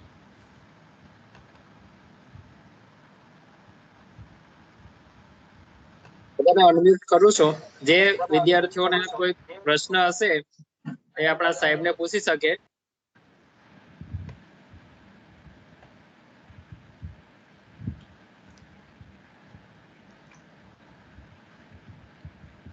યસભાઈ, અનમ્યુટ કરો ને બધા.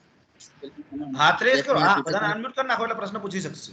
અને વન બાય વન હાથ રેસ કરજો એટલે ખબર પડશે દરેક મિત્રો. હાથ રેસ કરજો, હાથ રેસ.